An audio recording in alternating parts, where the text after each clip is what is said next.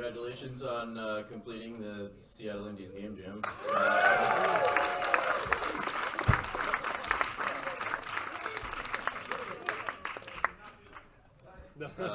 One thing I realized after the opening was that we had a lot of new people here. So, in case you weren't aware, we're a nonprofit organization dedicated to fostering a vibrant and inclusive community of independent game developers in the greater Puget Sound area. So, yes, we are a nonprofit.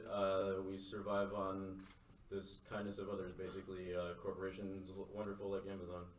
Hold on, can you start the whole thing again? Especially the part where you say, congratulations on finishing. And you guys please cheer as if you're here for the first time. Okay? Now go. I was just changing glasses. Sorry, this is important. Okay. Take two. Pretend like that didn't happen. Rewind.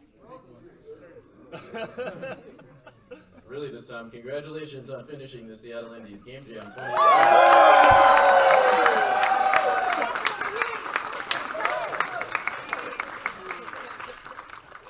And I won't read this whole thing again, but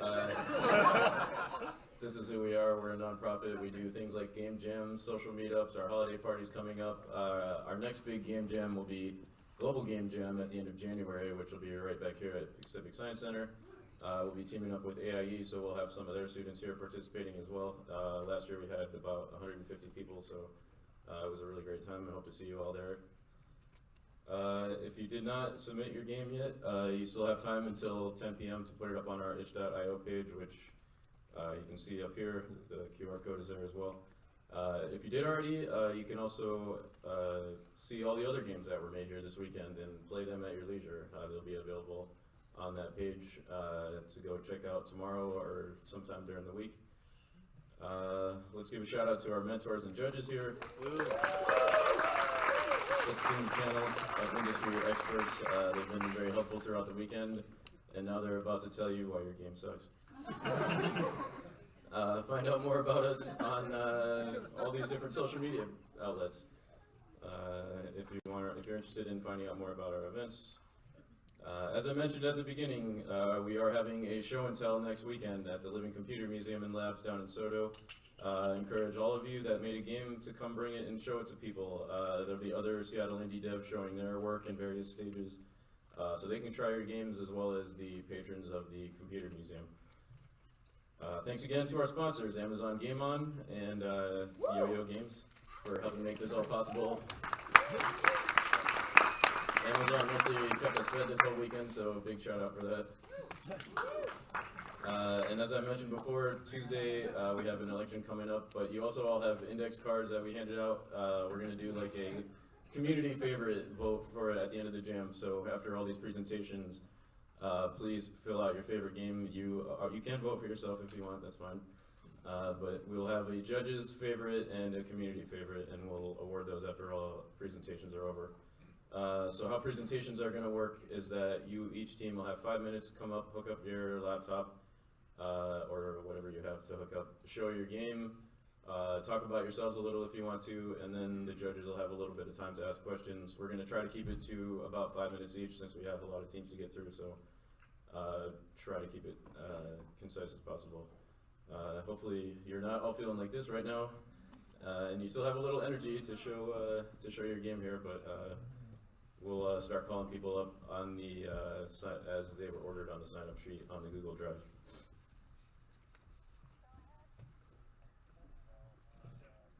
Huh? Oh yeah, William reminded me that if you happen to be a Microsoft employee and you participated in the gym, you can actually log your hours and get Microsoft to pay Seattle Indies for your time here. That's an excellent thing, so we appreciate that if you wouldn't mind. Thank you. Without further ado, who do we have up first? Dr. Offbeat. Dr. Offbeat?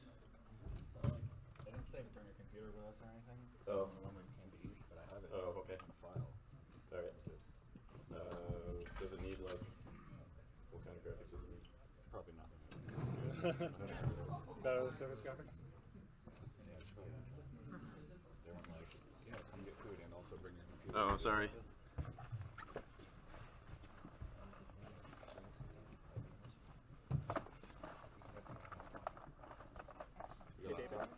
Can we just film that? Yeah, but it's here too. Oh, you have your laptop. Oh, great. We can use that one. So if you don't currently have your laptop, the idea is that you'll be able to bring down your laptop and plug it in. We have a lot of different dongles, and so then you'll be able to present off We of actually your do thing. have a laptop. Exactly, dongles are the best. And just so you all know, after this is Unexpected Gun, so you should be kind of on deck and ready to dongle up after this. One thing we were expecting was.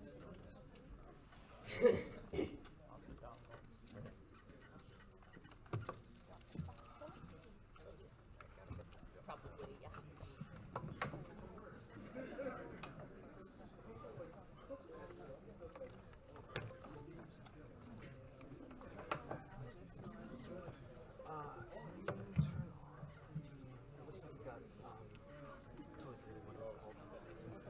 Whatever the thing. I remember that guy. Whatever the evening. It's gonna get a yellow tint. Virus installed. No. Let's see. Fast shit. I don't remember what it's called.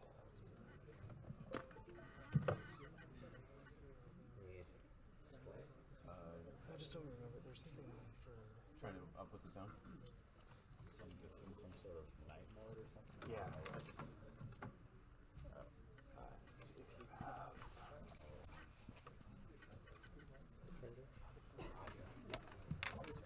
Oh. Let me double check. Actually, that is not Windows P.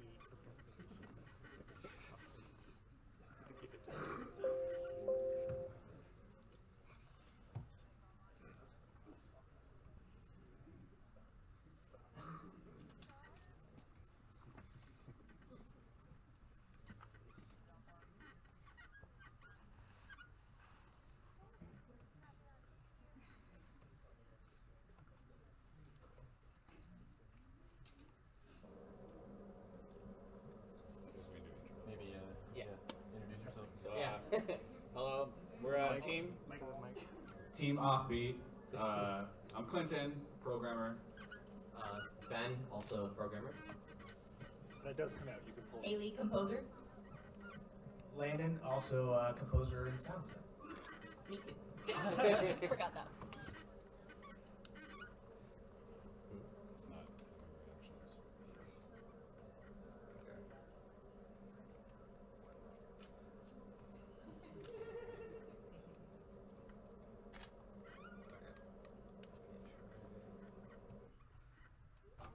This thing you were testing with? Got to set the standard early. You can start talking about the game while you're Yes. setting this up. And that mic, you can pull You it can out. take the mic out. The mic comes off. Yes. Okay. Someone talk about your game. So the general idea of our game was to follow the theme, unexpected results. So as you can see here, reload your ammo. Well, yeah, you shoot hearts, you kill the zombies, and they turn into chickens, and you save them. Good job, Clinton. Additionally, if you'll notice, whenever you shoot any creature, the bullets that are ejected are actually small guns. And to reload your weapon is actually a rhythm game. So you'll see the little ball going there. When it hits in the hit zone, you have to hit the corresponding weapon. But surprise, surprise, if you pick the same color, it actually decreases your ammo. So you always have to pick a different button. So for instance, whenever it's green, don't pick A. Whenever it's blue, don't pick X, and so on and so forth. And in the development of our game, we have, we use nav mesh. I developed a basic behavioral system. So whenever you shoot them, they'll start fleeing to a random location. If you shoot them again, they'll flee to a different place. Eventually, they'll cool down, they'll cower, they'll be like, okay, everything's fine. And then you show up again, and they say, hey, it's that guy, he shot me. I don't like him, I'm gonna run away again. the whole idea was we just wanted to do all the stuff that you wouldn't expect, right? Like muzzle flash, change that, all the gun shells. We had no artists, so this is all like programmer art plus Unity store art plus like UFPS packaging and stuff. So good programming art here. So the music, we did kind of a heavy metal inspired track. It's a little hard to hear, but there are also rooster screams to go along with the chickens. And there's a little Donald Duck kind of going on in there somewhere. Then we also did, when the zombies are being hit, it's a meow and a giggle. The meow is while it's shooting. We also have some books in there as well, because they're turning into chickens. And whenever you hit the wall, there's like a ooh, ah, like a human sound, but you're actually missing the zombie. And additionally, whenever you are walking around, you'll hear these zoom, zoom, because obviously you're driving around, obviously. Also, the point of the game is to shoot all of the zombies before the song runs out. This is not a balanced game yet. There's about like, I think like 30 to 60 zombies wandering around. And yeah, you're not gonna get it before the song ends. I'm sorry guys. Yes, that's our game. Hope you like it.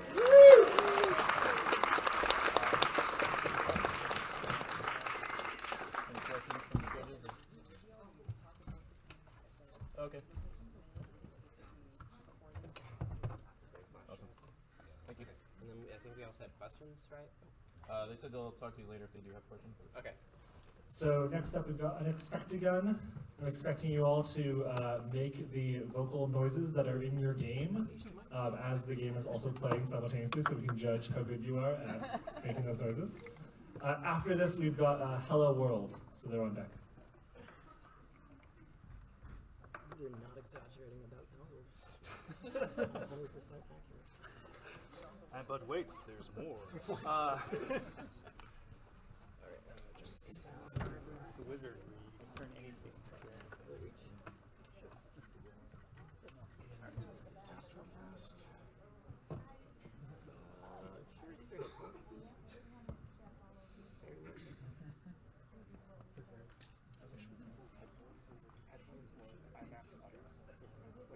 You should be able to understand those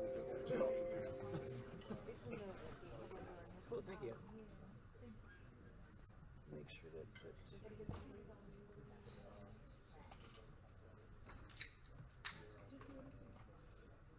Okay. So if I run this, it should work.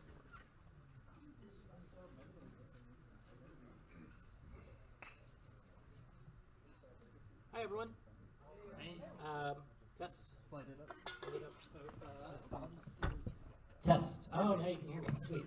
Hi, I'm Robbie. I did a quasi-solo project, so I did the code, the art, for better or worse, the design.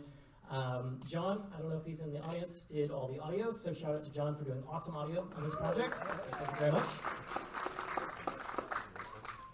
This project was inspired by Cowboy Bebop. Spoiler, the art is not as good as Cowboy Bebop. But it's inspired from that, and basically the idea is that you are in space, you are an outlaw / gambler. You are really good at gambling. Here's some story you can read. You're really good at gambling, but as soon as you're about to claim your winnings off the space riverboat, space pirates show up. And so you have to defeat them using your gambling skills and also your shooting a gun skills. Alright, I'm gonna put this in. So this is a first-person shooter type game, a first-person gambler, if you will. And your gun has 3 different modes. So the first mode is pretty straightforward, just causes damage, etc. The second mode is the expected gun mode, and it basically launches this kind of interface where you have a card. You have 3 cards randomly dealt, and one of them is selected. Now, if I do the unexpected gun mode, instead of just being damage results, you get more outlandish results. So here's some that can help me up, or this can cause damage. There's some of these that will catch you pretty off guard. So basically, all of these things that could impact an enemy can also impact yourself. So here's an example. It's not a card that you want to choose. So as I go through, also it has bullet time for some reason.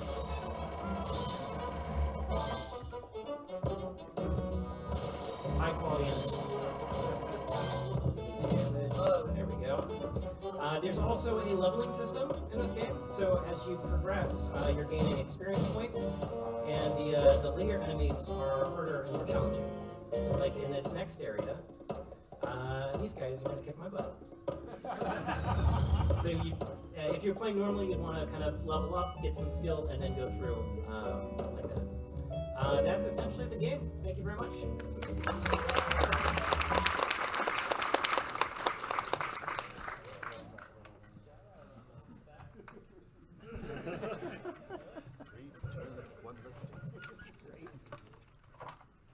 Okay, so next up we've got Hello World, and after that we have Hooked.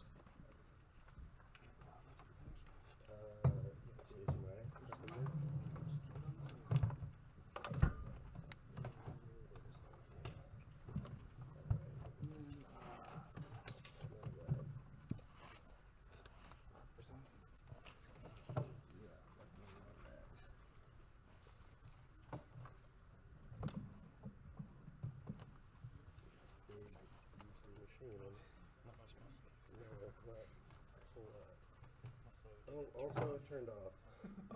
Okay. Just gonna do a minute here.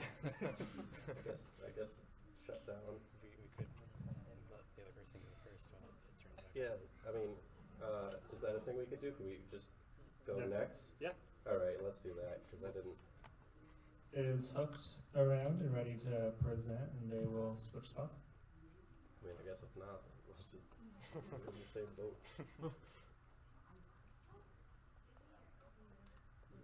Oh, no.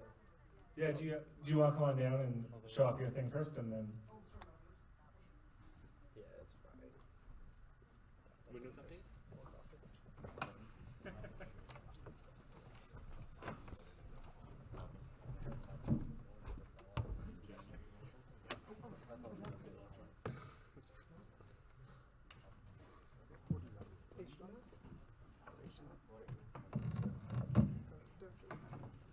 Oh man, I got USB-C if you want to use it direct. Oh, nice, yeah. Every time I make those. The base game is VGA. Oh, it's base game. VGA. It's VGA with like an audio thing for inside of it. So everything's done. And like,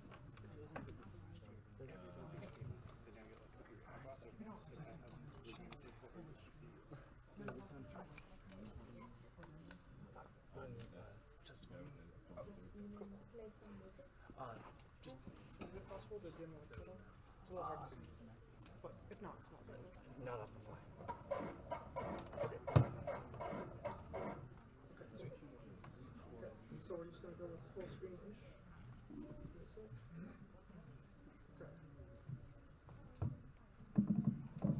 Test, test. Command F1 will mirror it. F1 you said? Command F1. I might know. Go to this card. Technical issues. Oop. Good enough? Hopefully. No, this isn't right though. Hold on. Sorry. How, Scaled is the. there we go. I want something like 16:9.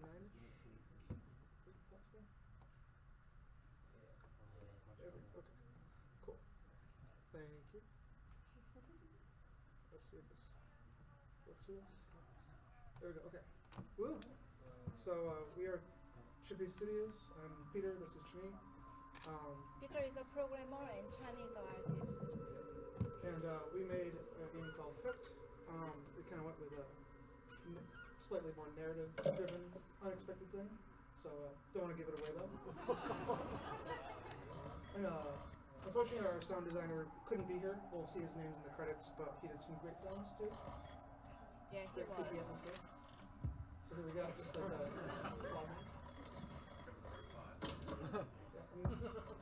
it's slightly cut off, but good enough. We gotta get some of these weird human people here.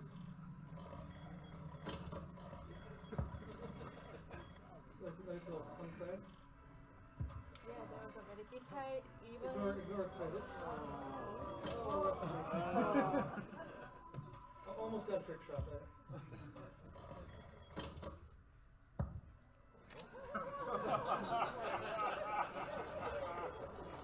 Now we've entered an entirely similar game.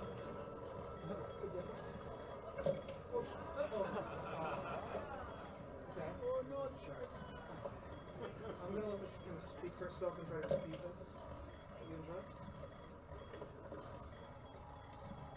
A nice little suck sound there.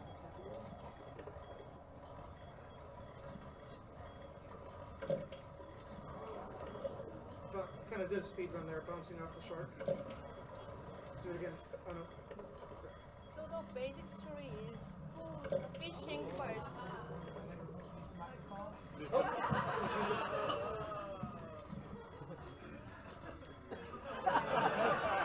That's twist and a twist.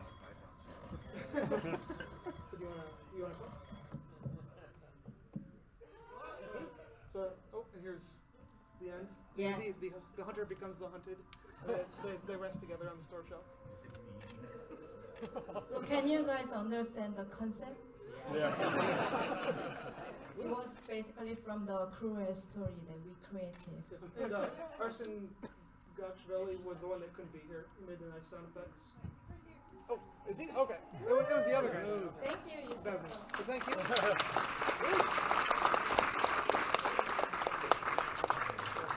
Yeah, we really wish we had more time to make because it was really fun. And I tried to do like a physics-based hook at first, and that kind of fell apart after a day. So then we made all this like in the last day. It was a little crazy. Cool. Thank you very much.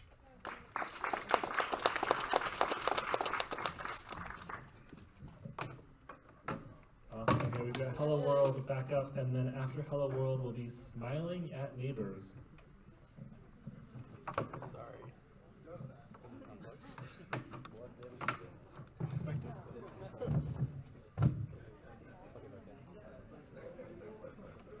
Not connected?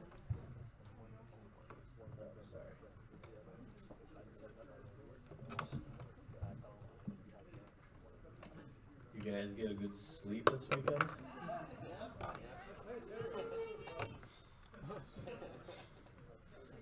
So who wants to play this? I've played it way too many times. Who wants to play it? Okay, come on.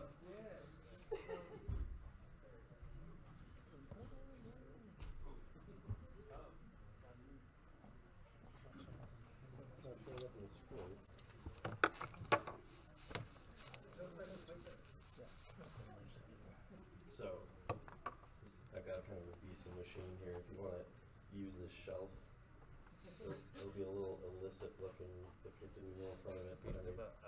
Yeah, there's not really any mouse space. Yeah, oh, I gotta unmute it. Oh yeah, that's important. Alright, let's film that showing up.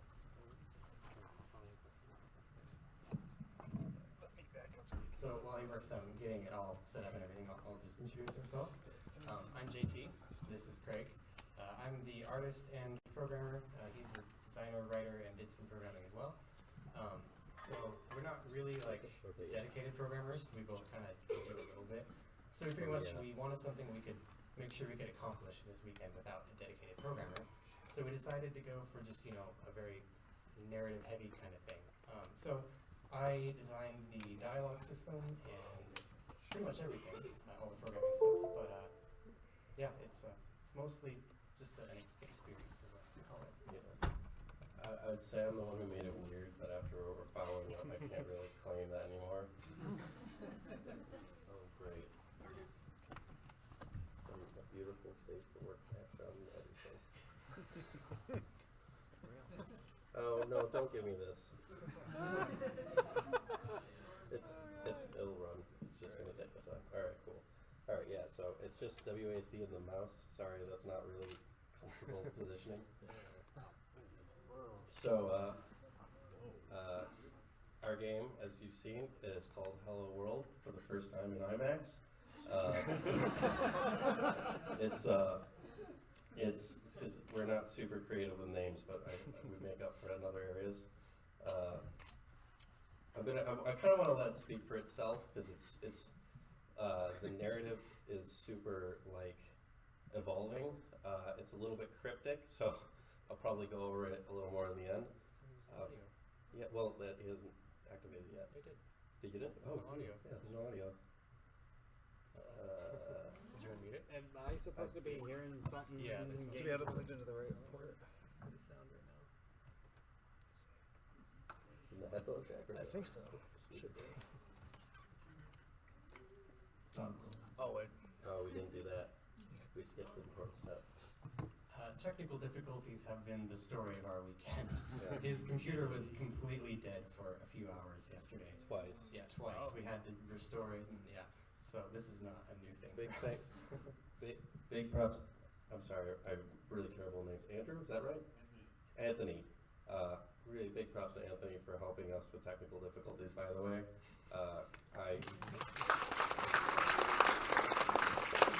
At about 8 a.m. this morning, we were absolutely certain this entire machine was a goner forever, and now it's working fine. It's really unfortunate the sound's not working, because I put a lot of time in that, but it's whatever, it's cool. Let's try unplugging it from the system. Maybe it'll work better as just on itself. Yeah, hold up. Let me just turn it. Yeah. It's still not making any sound. I wonder if it's something with my computer. You know what? Yeah. Well, Do you want to try? okay. Let's plug it in. Let's plug it in one more time. The sound's kind of important. It's not. There's not a whole lot going on. Just in case. Try the ding ding thing from the volume. Yeah. Why is it not? Oh, Yeah, here. so- Actually, no, it's going through HDMI and it won't go through those, so go speakers. All right. Let's. There we go. All right. Let's try it again. The lesson of the weekend is everything works if you hit your head against the wall long enough. So, there, all right. I think, oh, I just turned it off. Sorry about the babbling. I'm not exactly coherent right now. There we go. All right. So, you're in Hello World. You're on this creepy space vessel of some variety. You're for the beginning. You're just activating various panels. I think you got that one right. Yeah, you got it. Okay, good. I don't know what to say about it, man. Yeah, I mean, see for yourself. It's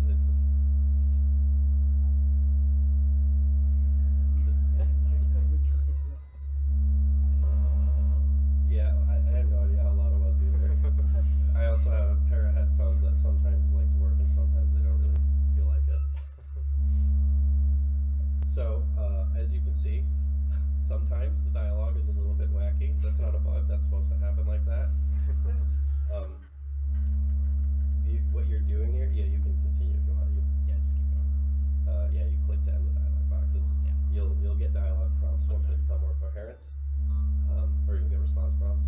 Yeah, but for right now, you're activating these individual panels. These glowing boxes are kind of supposed to be like panel or some sort of interface for this space station that you're on. And like I said, we're trying to keep it purposely cryptic, but you want to just slowly kind of unravel the mystery as you activate these in the correct order. So there we go. And we'll just kind of sit here quietly listening to that buzz for a little while.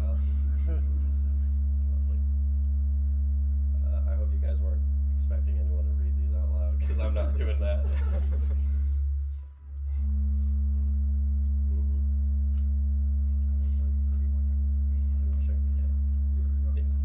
about, I think, a 2-minute game. It's fine. We'll keep the mystery. You know. Well, I mean, if we don't get it, like, if it comes down to like 15 seconds, I can just finish it. And so, I mean, it's pretty basic, straightforward stuff. This was our foray into Unreal Engine 4. HAL from 2000. We wanted to do something that kind of complements our lack of a dedicated programmer, and Unreal's blueprint system was really favorable for that. So it really did work out well. We've actually, the two of us have worked on things before, and we've been wanting to make some sort of story-oriented walking simulator for a while, and we just didn't have the tools, so this was actually a really fun experience. And yeah, I don't know.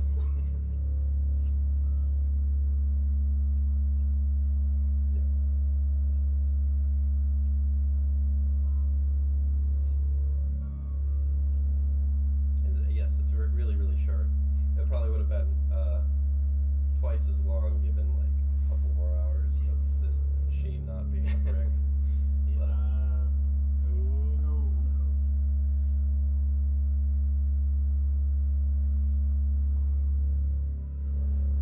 so yeah, if it's not super apparent, you're reactivating some sort of AI piece by piece.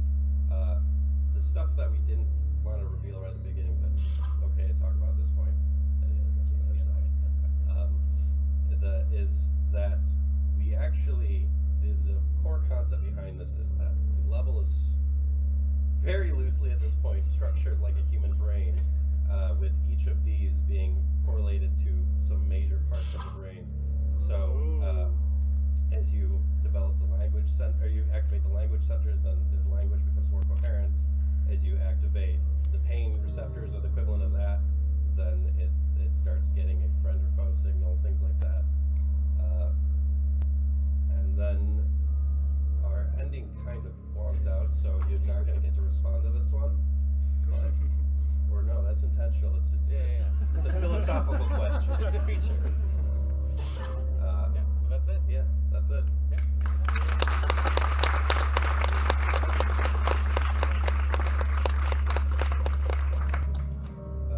And then it should end in like, yeah, there we go.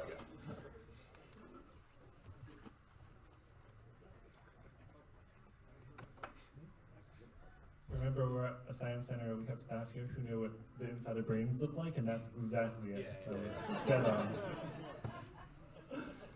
We've got Smiling at Neighbors up next, and then Of Cats and Geckos after that.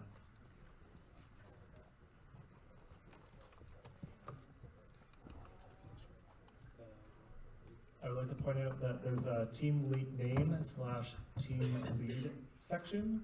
Smiling at Neighbors wrote team name / team lead under that section. Very literal.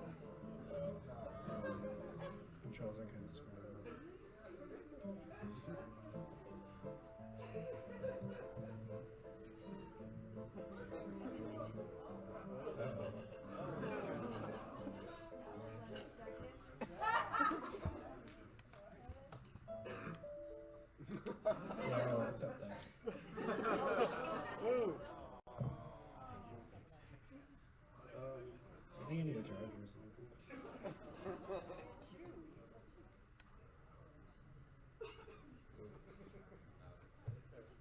Should I keep going? Is there a lot more to show that we haven't seen? It's like a boss. Do you want to go through it? Oh, okay. You're out of battery, yeah. Yeah. Do you want to just talk through really fast?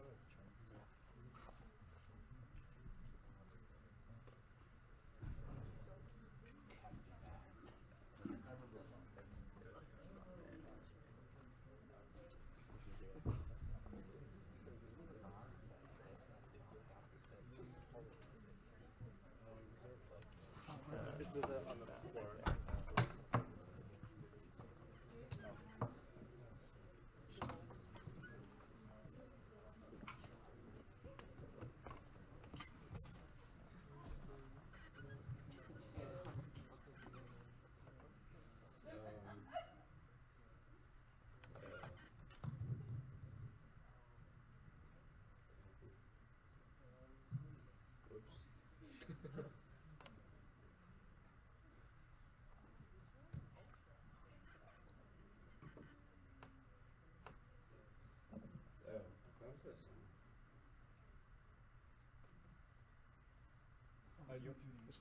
Yeah, go back to where. Go back to where you had this sound select.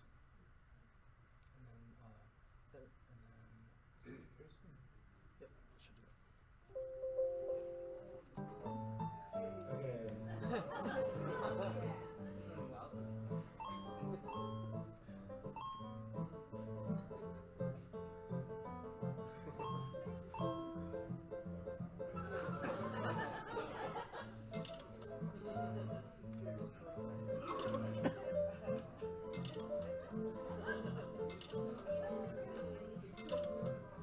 Yep, thank you.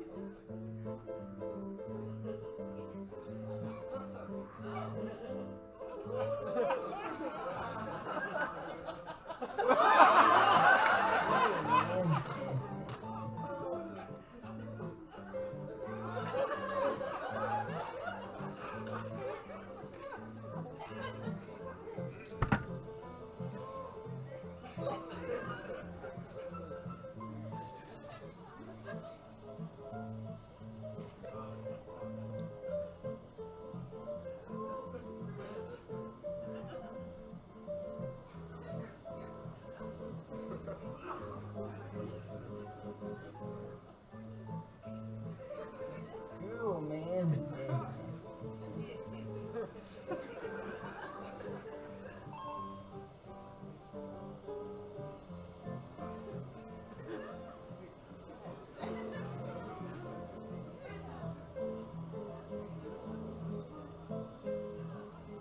Yep, thank you.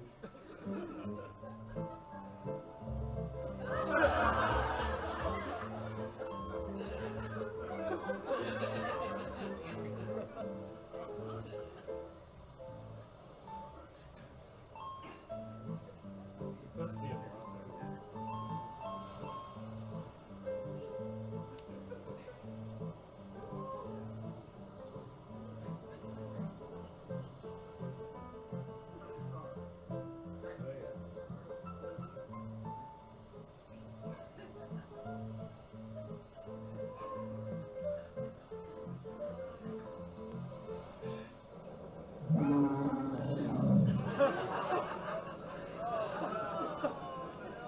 So you're supposed to like.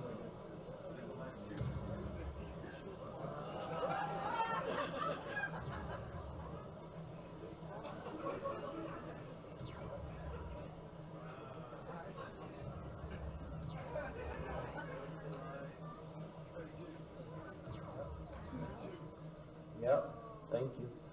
Yep.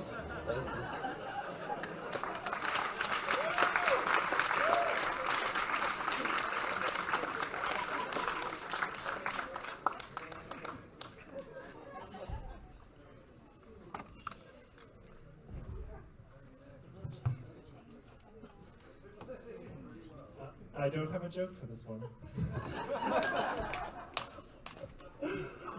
Next up, we've got Of Cats and Geckos, and then after that we have De-Leveled, which is also de-leveled backwards, I learned.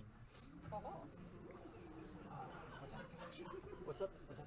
It's gonna be, I think, a Thunderbolt that's on a surface.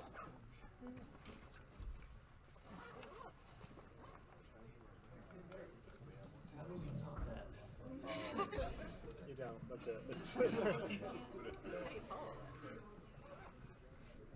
Yeah, follow is probably a better. How's everyone feeling? Good? Yeah, awesome. Great. What's that?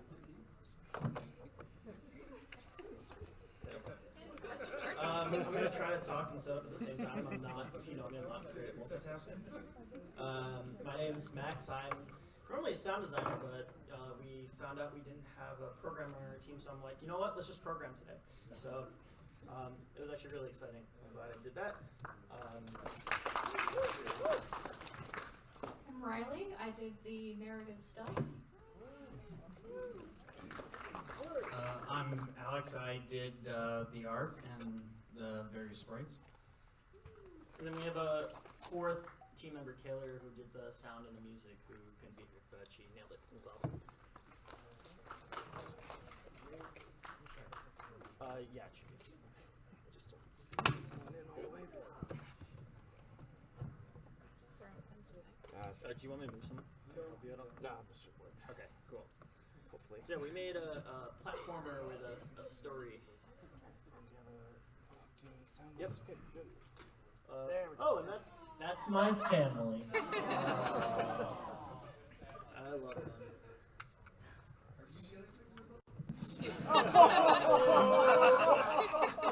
No, Terrence. That's what they told me. Let's just double check some. Yeah, yeah. That's fine. Alright. Okay, cool.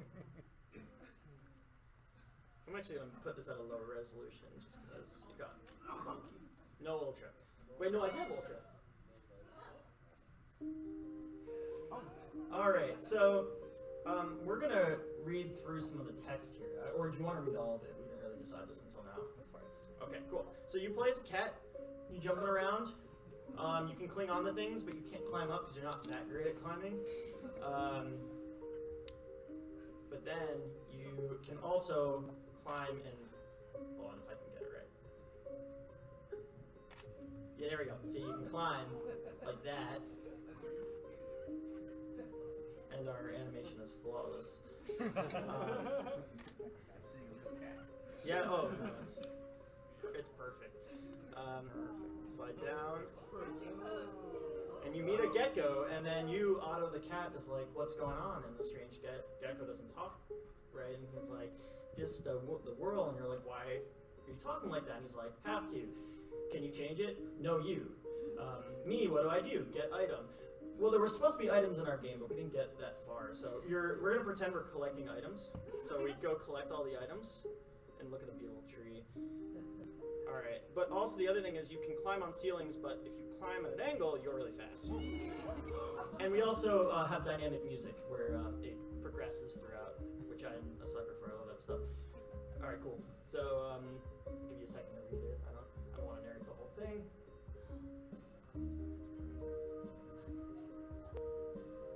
Alright, let's keep on going. So collect the item that's not there.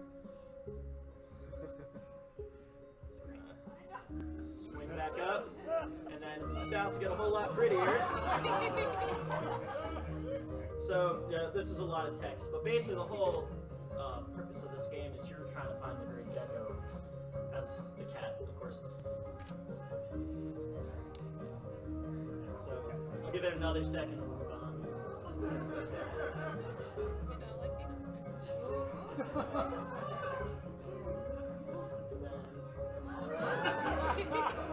Is your giant gecko friend? You didn't expect that, did you?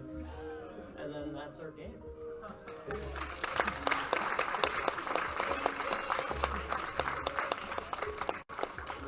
Yeah, thanks, guys.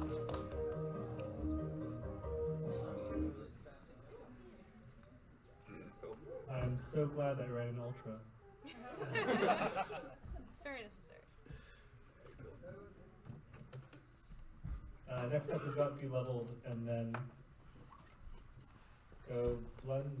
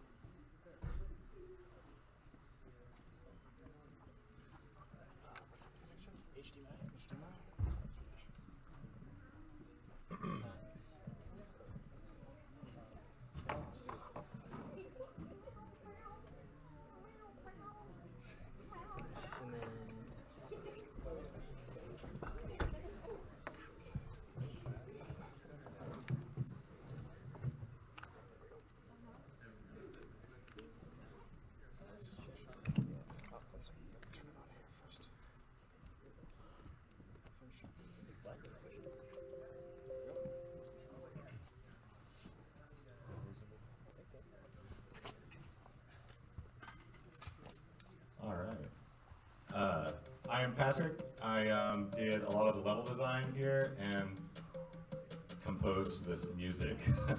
The sound effects we stole from freesound.org, which is a great website. Anyway, I'm Patrick, and this is Kyle. Hey, I'm Kyle. I did a lot of programming. Literally every line of the programming. I'm a programmer too. This was very weird for me. D-Level is an idea that Kyle had. He wanted to do a platformer where, well, you would normally probably want to jump in a platformer. Can't really do that, but what you can do is you can transfer momentum from the top of the screen to the bottom of the screen, as he's doing now. So this is a very simple level. You can literally hold right to get through this. This one becomes a little harder. You can't just hold right this time, because anytime you kind of transfer the same amount of momentum as you give. So right, if you fall from like 50 feet, you give 50 feet of momentum down the other way. So if you get stuck on something that's only 30 feet tall, then you can only transfer 30 feet of energy back down. It's probably pretty clear that player 1 and player 2 both move horizontally at the same time. So there are some occasions where they'll become out of sync, and you got to get them back. So these are pretty simple levels. You got to kind of clear these hurdles here. We have 20 in total. Actually, they're of varying difficulty and not paced very well, to be honest. But they do function. It's software and it runs. Yeah, so you can kind of see these levels get a little more complicated. It really is kind of hard to keep everything on the top straight from the bottom. It's actually a pretty fun game. This is one of our favorite levels. I think the design in the middle kind of looks like a guy with a face, like kind of smirking at you. And yeah, you really have to manipulate height in this whole thing. Kind of a pretty constant mechanic. Do you want to talk about anything? No? All right. Let's skip ahead to the springboard level. So obviously we've only been dealing in exits so far. We introduced some new mechanics here. So this is a springboard. You can probably guess what will happen if you touch a springboard. And so the introduction of the springboard actually challenges you to figure out how not to use this springboard. So the way to solve this is you limit your height by going backwards, and then you can kind of do some very quick platforming. Yeah, so if you're to just go through this, you're going to hit the spikes or the springboard, which is going to make you hit the spikes. You have to go backwards to limit your height so that you're not jumping high enough to hit the spikes, but high enough to get over the springboard. A lot of puzzles like this. I'm sorry. Yeah, I don't know. You don't know how to beat this one? There we go. Yeah, exactly. So in this level, you do use the springboard, but you use it to lower your height. I don't know. I probably should have introduced the springboard a different way. In this level, you need to use the springboard so that you can gradually get the players back in sync, because you can't just take them all across the screen to get the exits. This was originally kind of a escape the middle room, but its level design for this was actually really interesting. I'm not a great level designer in the first place, and so controlling two inputs at the same time kind of blew my mind a little bit. And this is the last level, actually. I like this one the most. Kind of platforming, like, this is all kind of one choreographed sequence. You'll see these springboards. I guess the key is that the springboard gives you a little extra height. Let's see if we can let this speak for itself, I guess. Oh, there we go. There we go.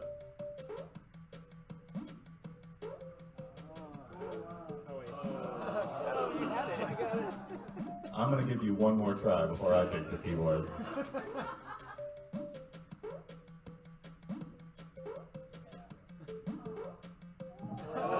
go. And that's D level. Thank you so much.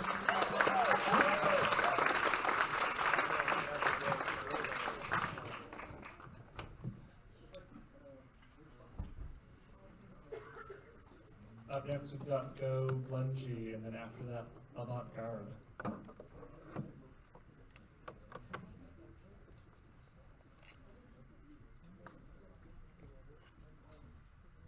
So far, the last one's the only one I've seen where the science really does check out.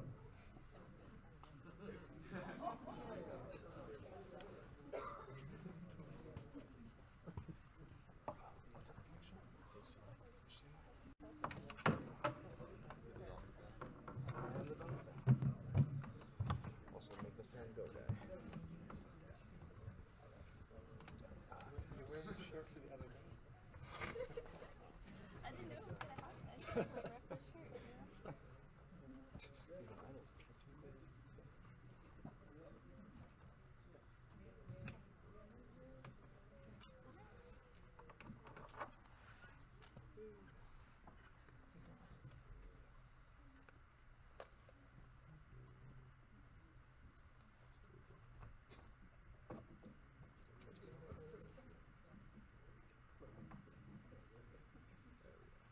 Nope. Do you have another connection? Yeah, I just lightning. Okay. Let's give it another try.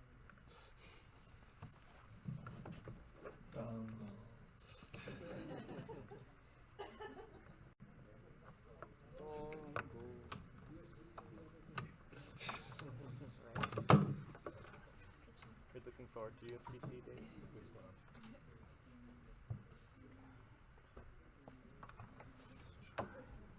There's too many standards. If we make one more standard, then there won't need to be any more standards. There's one more standard. Standard for the standard?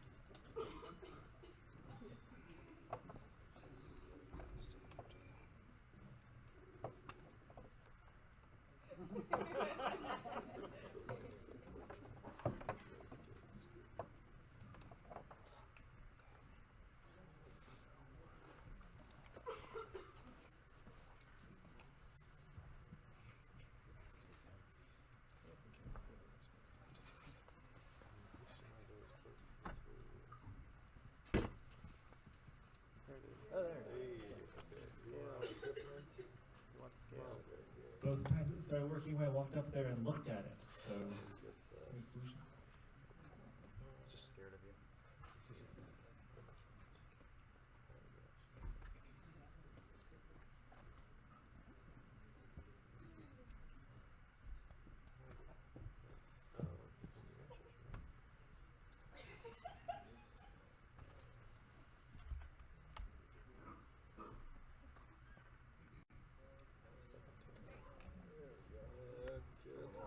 Well, yeah, it's good. Okay, cool. Let's double check some.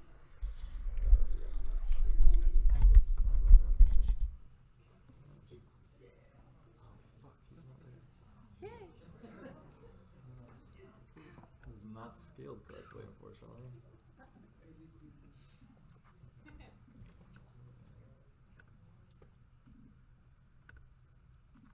Ultra. Boss Ultra. Completely cutting like half it off. Yeah. What were you saying up there? Windowed. Windowed mode? Yeah. Oh, was it? Checkbox under. Should we also introduce ourselves? Yeah. Cool. Yeah, it's like off the screen.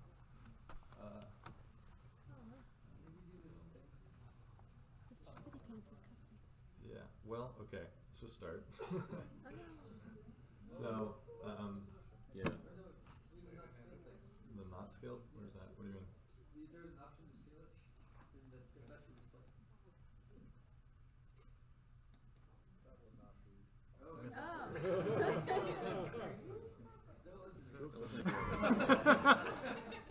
Keep it scaled, but lower the resolution of the game itself. A lot by a lot. Oh, there you go. Started up. That should be less. Yeah. Like a lot less? 1028, 1280 by, yeah. You did that. It's even worse. Closer.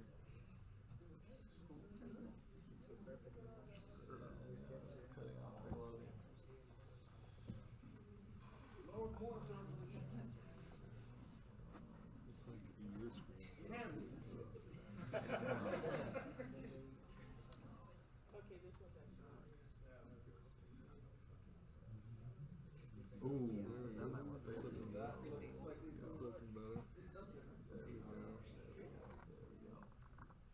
There we go. Hey, there's another goblin over there. Cool. Okay, so this game is called Goblungy. My name is Olin, and I did the programming. I'm Cameron, and I did the sound and the music. I'm Julie, and I did the art. Awesome. Okay. So in this game, you are bungee jumping goblins. Okay, and you have discovered this abyss that you can jump into and you get items. And it's pretty awesome. And you're trying to collect them. So, we're gonna jump into the abyss. And it's really dark. You don't know what you're gonna get. Oh, we got a chicken. And you gotta throw it over into the, and you wanna collect it. And if you throw it too much, oh, he gets mad at you. And if you, oh, there's a guy attacking my bungee cord. I gotta go attack him. Or else he can eat up my bungee cord. So you can kill him. Is there a goblin slayer? No, we didn't get to that. Yeah, our little snarky little guy, if you just keep, no, that's all. Not good. It's the worst. So yeah, monsters keep spawning. Oh god, he's spawned again. And so it's all just which side you throw it. Different objects are worth different values. You can see we have 10 seconds left.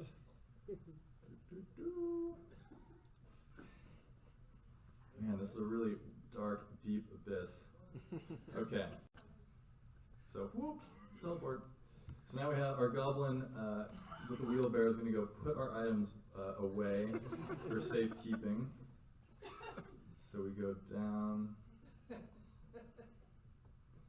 Oh, and not so secret of a hiding place for the items.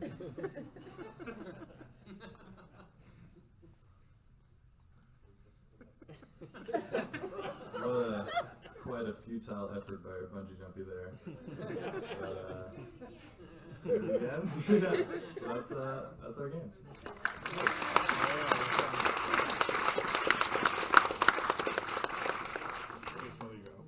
Oh, wow, sorry. Let's do it really quick with some time.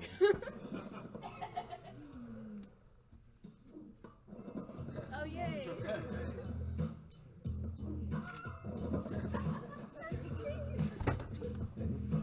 The thing we worked on for 2 days, I was just not turn it on. Who came up with the insults? That was Julie and me a little bit. Yeah. That's awesome. It was like a collaborative effort. Everyone could insult each other.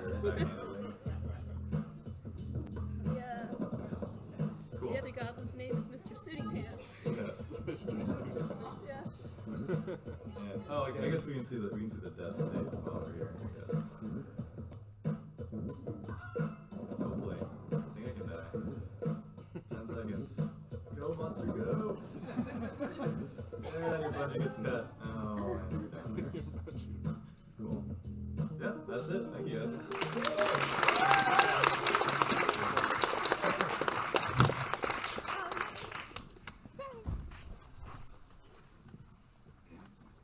Up next we have Avant Garde, and then Baffled Brawl will be after that.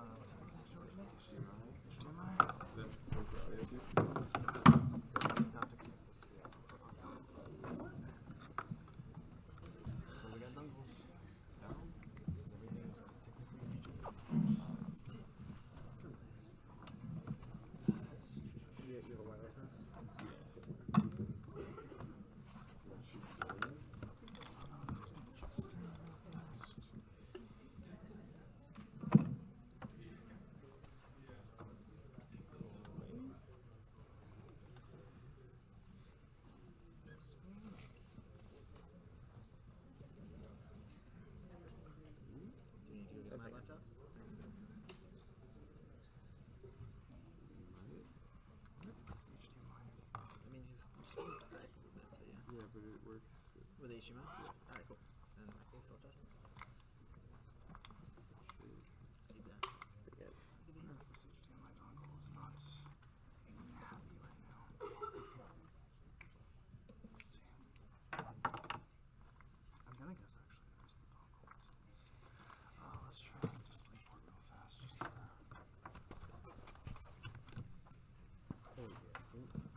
Hey guys.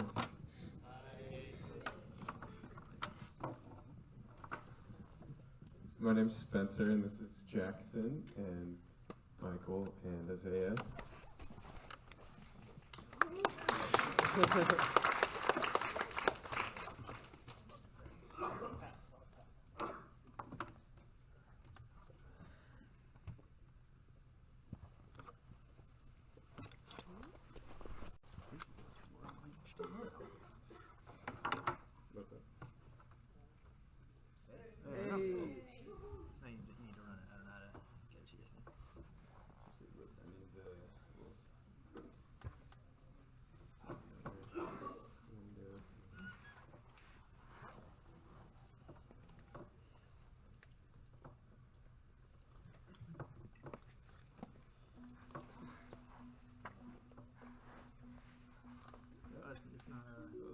It's very, very unskilled.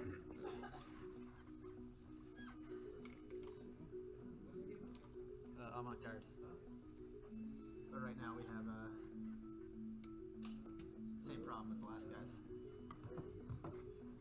Let's change the scale on the scale. Sure. Do a large one. 1280. 1280. Cool. Thank you. Better. I don't know if that's all of it. Can we gather windows? Is that gonna help? Whatever you want to say.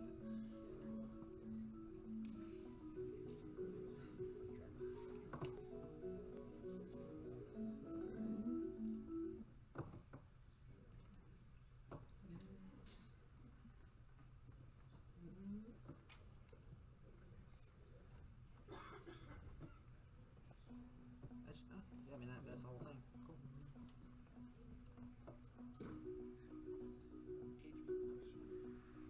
It's gone.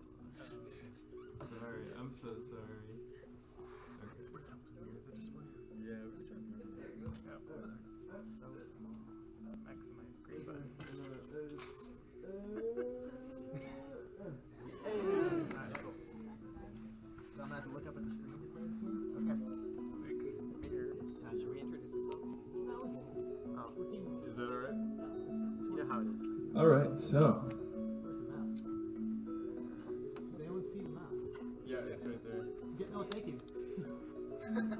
Where on the screen? No, it's on your screen now. Oh, okay. Oh, I see. Oh, thank you. Right.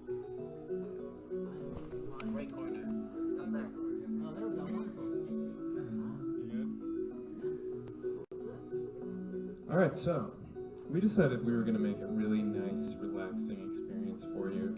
Who likes to make art? You guys like yeah. So in this game, you're making a sculpture out of found objects. And we just wanted to make it really, pleasant and just create something. So Jax is going to do that for us right now.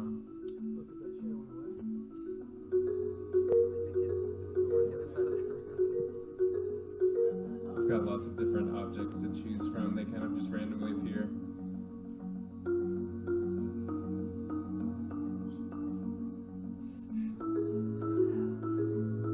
We've got a box, jackhammer, a Jackson hammer. Oh.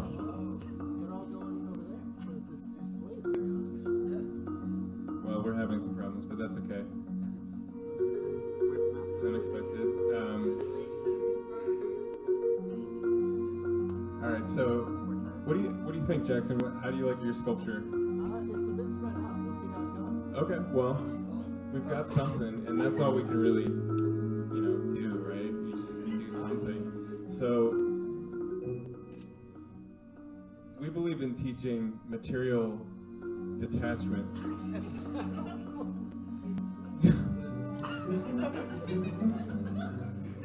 So, yeah.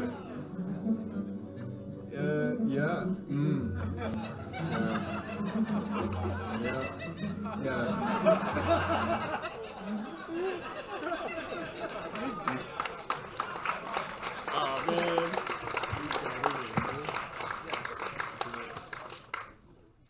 Do you want to try again? Sure. I'm gonna try something real quick. That doesn't work.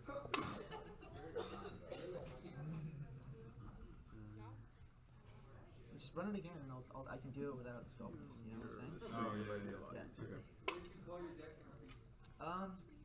This is the Jackson hammer, actually. Yeah. Alright, so we're just gonna do it one more time to give you an actual sense of what actually happened. Well, hey, that was a beautiful piece of art, and I love everything that happened with it. So you're on the left now. Cool. Now, Okay. Let's try that again. Let's make some art.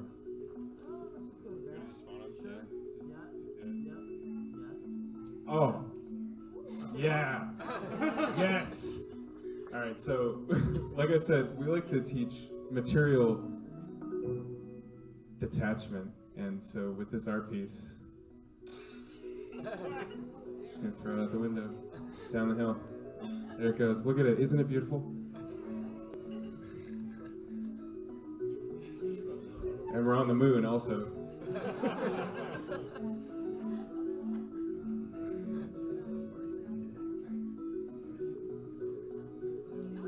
It's going.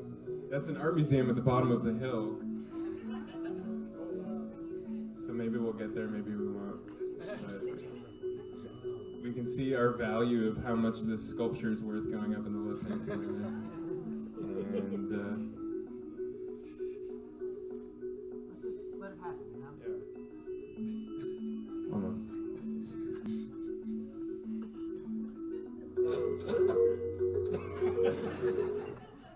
And yeah, that's it.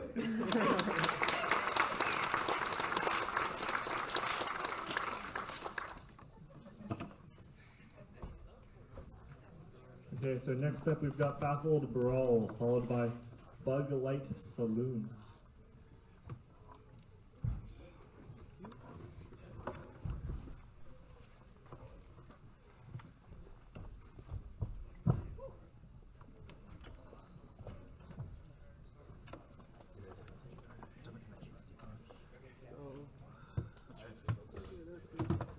let's not tempt the face.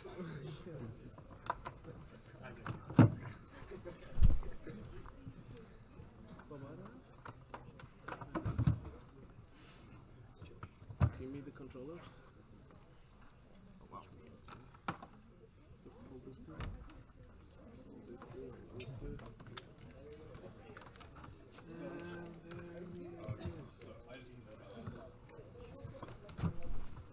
Hello.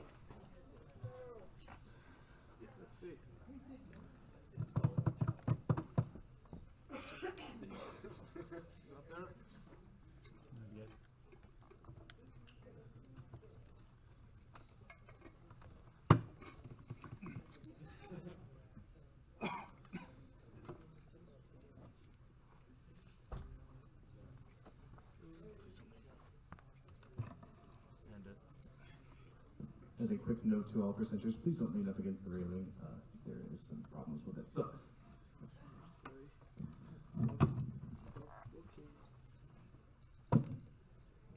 Okay. Coming. Sorry. How's everyone doing? Okay.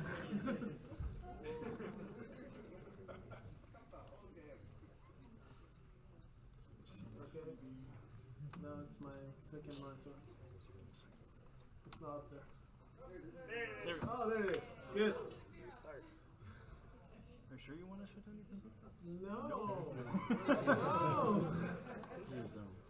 Okay, so you guys have to turn around and look at that because I don't have it down here. So. There you go. Night mode.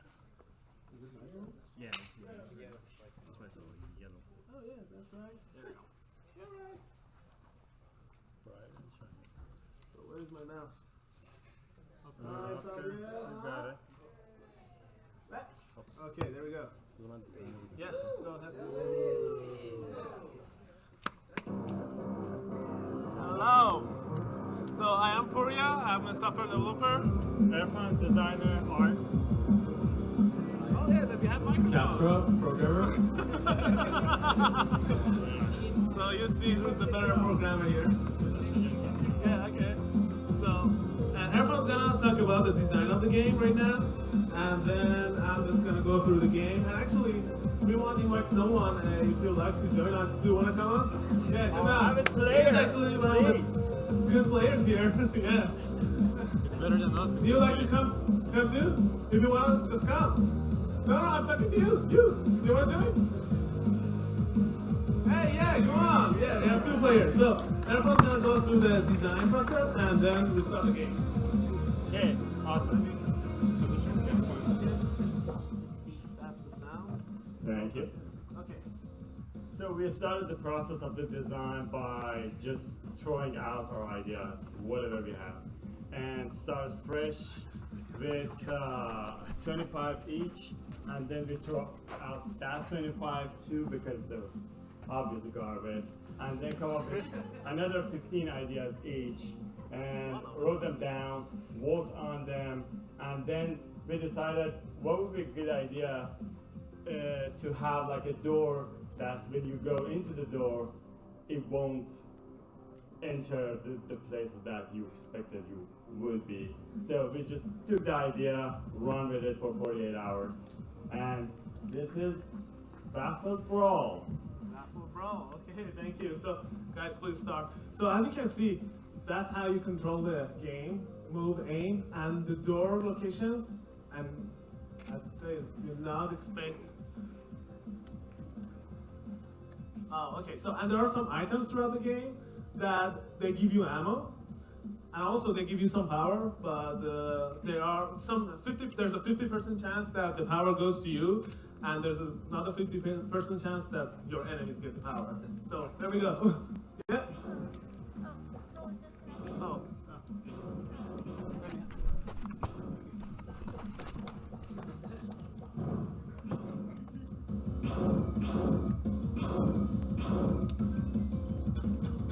Okay, you're out of ammo.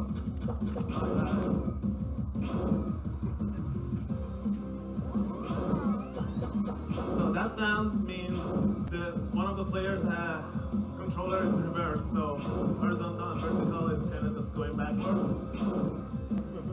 Yeah. That one on the left slows the time for the other player, see?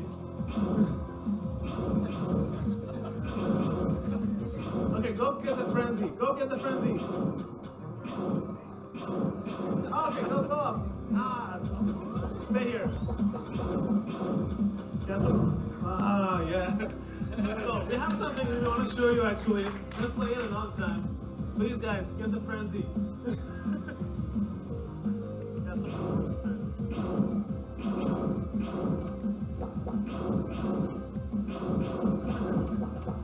okay, items coming.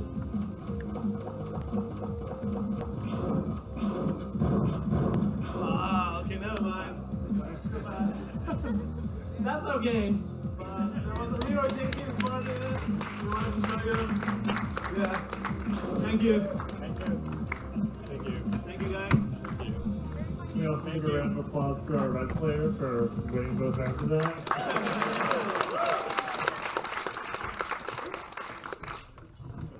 Okay, next up we've got Bug Light Saloon, followed by Time Machine.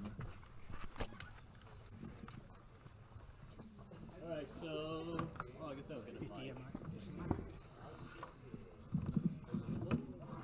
Well, while he's setting up, I guess I will just start introducing our team. I am David, I'm the artist of the team, and here's Po Cheng, who's our programmer, and we also have the amazing John there for our music.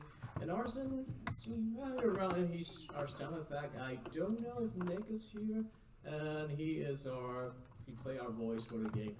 So just before we start our game, there's quite a lot of violence and alcohol involved, so not the most family-friendly game. So little kids and moms and dad, if you want to look away now is the time. But you will still hear the scream. I would just say that.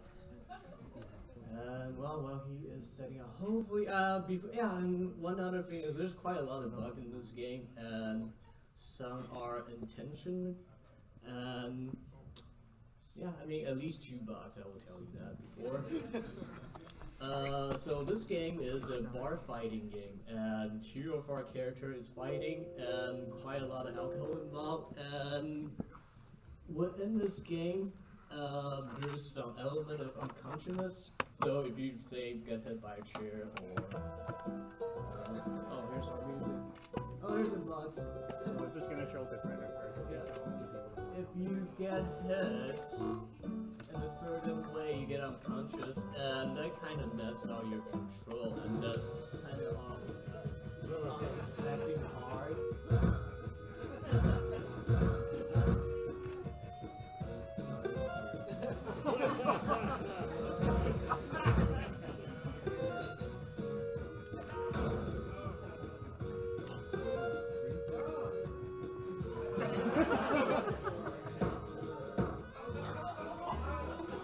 Well, anyone want to give it a try? I mean, this is all about user experience. Come on. We can get other players. Yeah, so for the effects I added, so I put a lot of work around, like, so there's a lot of work being put into, like, getting drunk. So when you're drunk, it's actually going to many different stages. So, for, when you use the item, I think you should choose. So, you can move it with, so it's only 4 control. Oh, okay. I haven't played it, so. Oh, okay.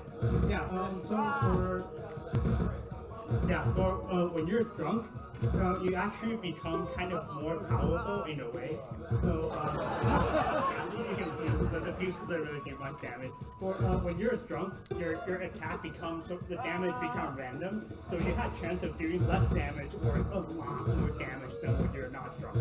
And for when you're drunk, you can also get into different modes. So it could be a case where your control is completely inverted. Or maybe like you want to be facing forward when you're trying to attack. So each of the debuffs you get when you're drunk, it also increase your attack. So there's total of 5 different debuffs. If you get all 5 of them, your character basically becomes completely unplayable. But if you hit the enemy, if you land a shot, it's probably gonna one-shot them. Yeah, and if you smoke, you become invincible at the time while you're smoking. Yeah. So yeah, it's a really simple game. Yeah, I haven't really touched with it that much, but I know there's at least 2 bugs in there. Yeah. Yeah, it's a bit of dog. Yeah, for when you're not drunk, the damage is not that much, but if you do something that's not like eventually they will die. Here, yeah, and his boxes. Yeah, maybe they'll be able to pick up it.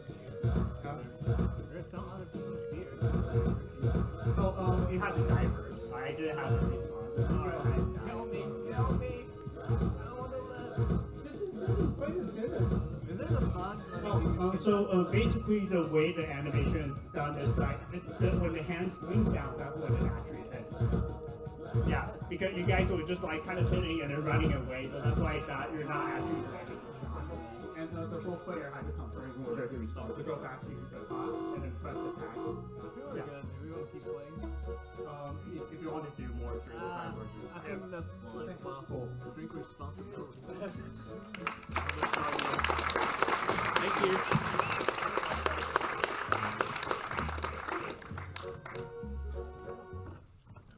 Okay, next up we've got Time Machine, followed by Create Tech.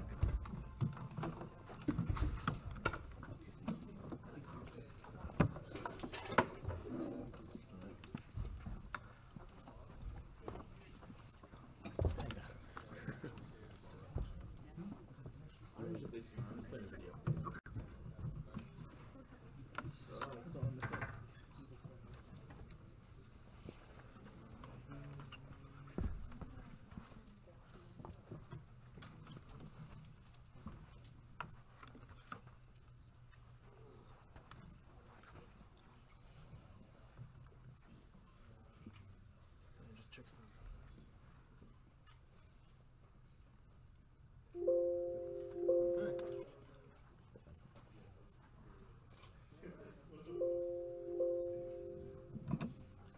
Alright, so our game is Time Machine. It's a VR game. We don't have it set up, so we just have a pre-made video of it. My name is Josh, I was the artist. I'm Amanda, I was a programmer. I'm Ray, I'm the programmer. And I'm Forrest, I'm also a programmer. And our music guy Rory is not here, but he did all the sound and he's watching. Alright, so I'm just going to play the video and I'll sort of explain what's going on as we go.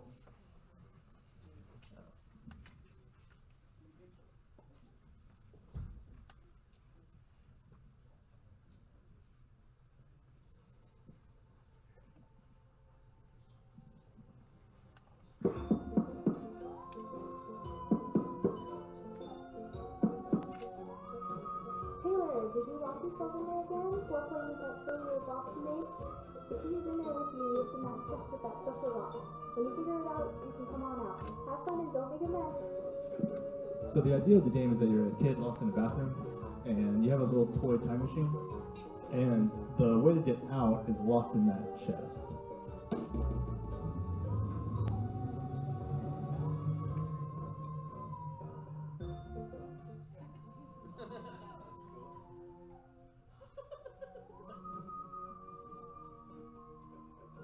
So with different eras in music, it brings you to different eras.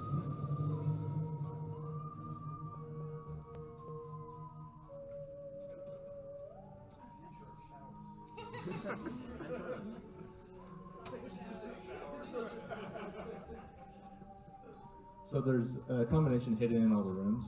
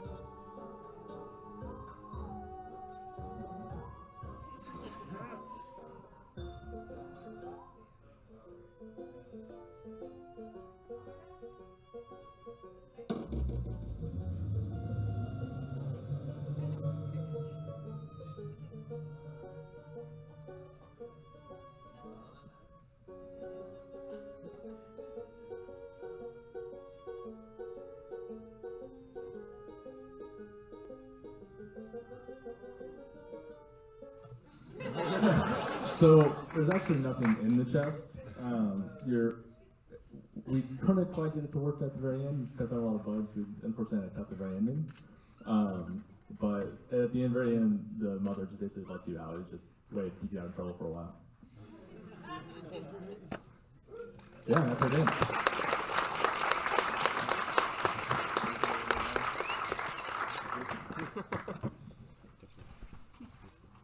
I'm excited for the future of showers. They look so similar. Up next, we've got Create Tech, followed by Dr. Sticky's Spawn Salon.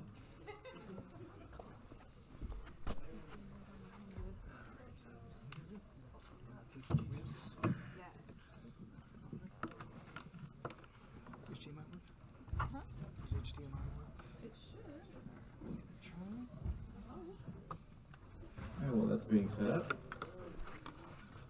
My name is Dan. This is Ashley. She's my wife. I am. Woo indeed. Lucky me. Yeah.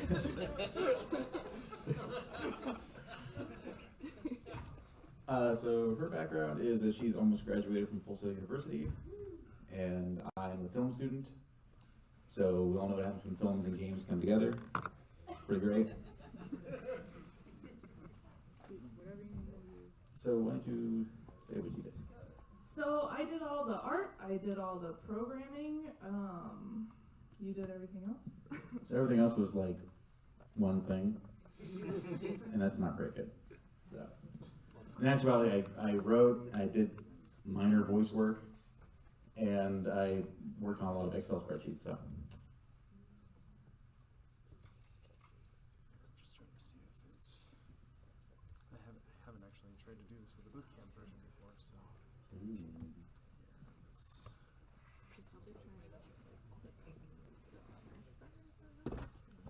Look at it for a second.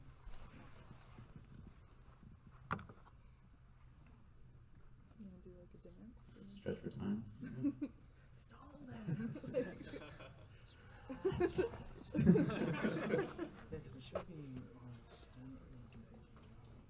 Oh wait, don't lean against that.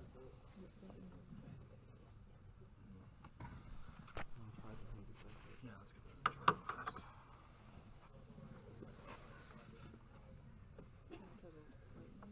Yeah. Just in case it's an issue. For all those in the back who think this is a Mac issue, secretly it's a PC issue. Actually, PC. It's actually PC. Thank you, Full Sail, for sending me this piece of equipment. They did not make it dual boot. You did. So. So the game, as we get ready, is called Crate Tech. You're a character named Ted. You are a semi kind of deity character who's been given plenty of opportunities to succeed,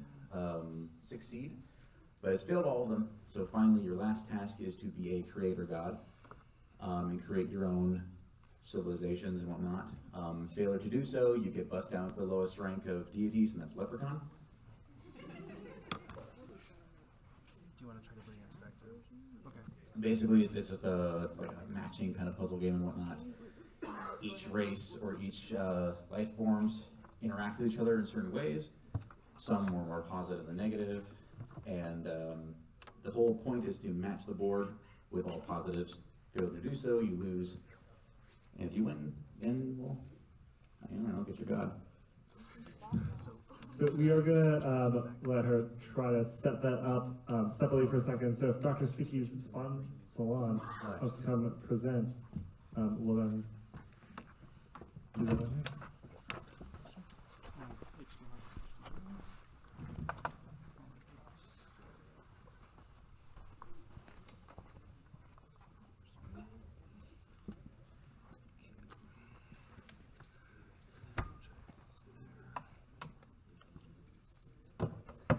Too many dongles.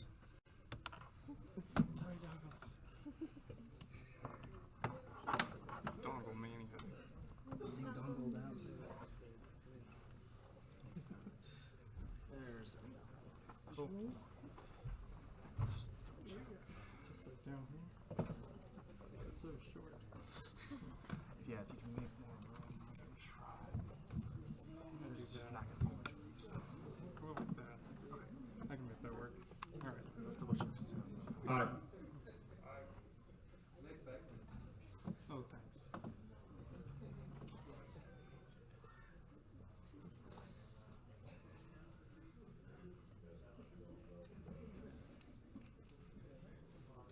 So I'm Jeff. This is our weird little game jam game. We've done a couple of these together. I guess I'll get rid of that. It's called Which Device Did You Plug In? Dr. Sticky Spawn Saloon is about, or Salon, the other saloon game, I swear. But we, the premise here is that you are Dr. Sticky. You're kind of a mad scientist, but you're trying to open a salon where you customize people's strange kind of creatures. So they, this is your laboratory. So, what you put down was what you were trying to get the sound to come out of it. So, Alright, we're gonna restart this. Spoilers. Yeah, spoilers. There are monsters. Ah, real monsters.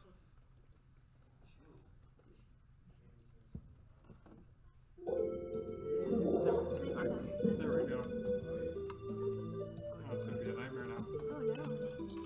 Okay, so the monsters are, people drop them off and they put their order in as to like how they want their monsters customized. But since he's a mad scientist, he kind of has a lot of different methods at his disposal. So, you want to talk about some of those, Nina? Hi, I'm Nina, and I'm going to talk about a couple of Dr. Sticky's inventions. Right over here to the left is a fire pit.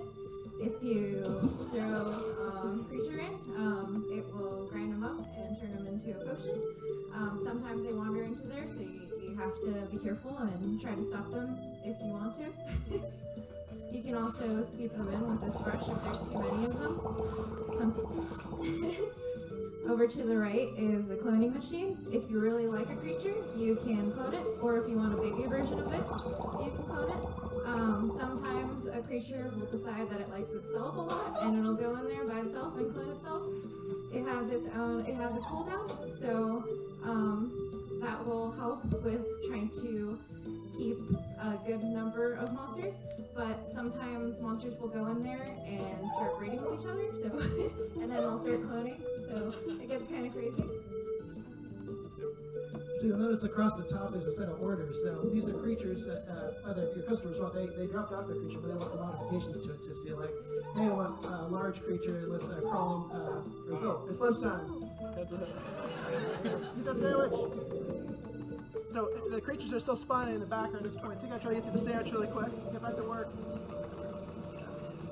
More sandwich. I don't know. They're kind of left to their own devices during lunch break. There we go. Alright, I'm just gonna start shipping orders. Here we go. So yeah, the other thing that's going on right now, by the way, David, is the creatures are mating all the time, as you can see by these bars that fill up. Eventually they'll find another like-minded creature and create an egg together, and that egg will then turn into a smaller creature with some traits of the two creatures. And you're basically just trying to fill these orders and like kind of try to manage the chaos. So it's just mass hysteria.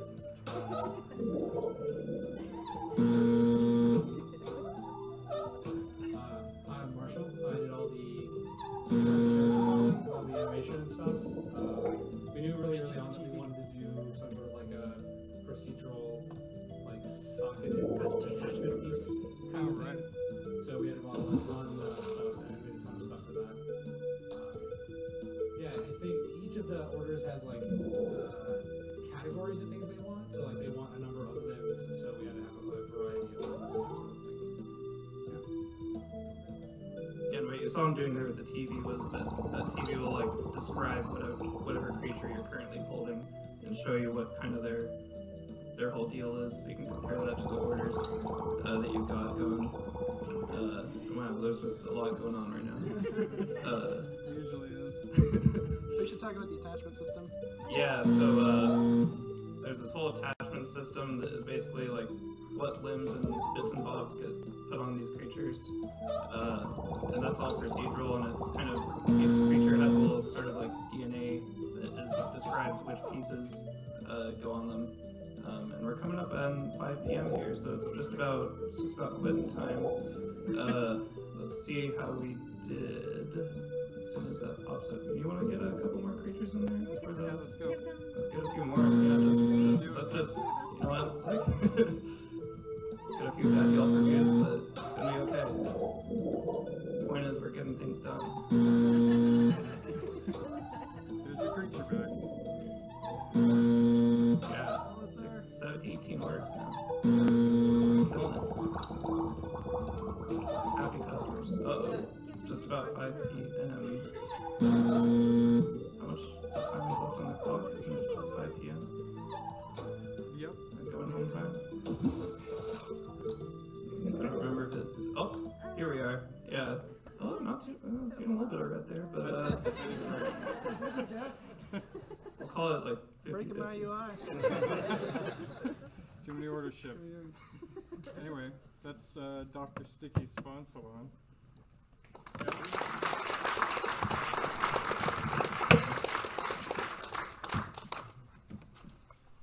Awesome. Okay, Create Tech is back up, and then we've got One Click Pony.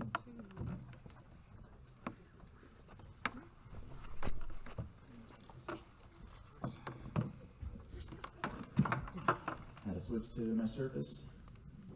Microsoft saves the day again. Was sponsored by Microsoft.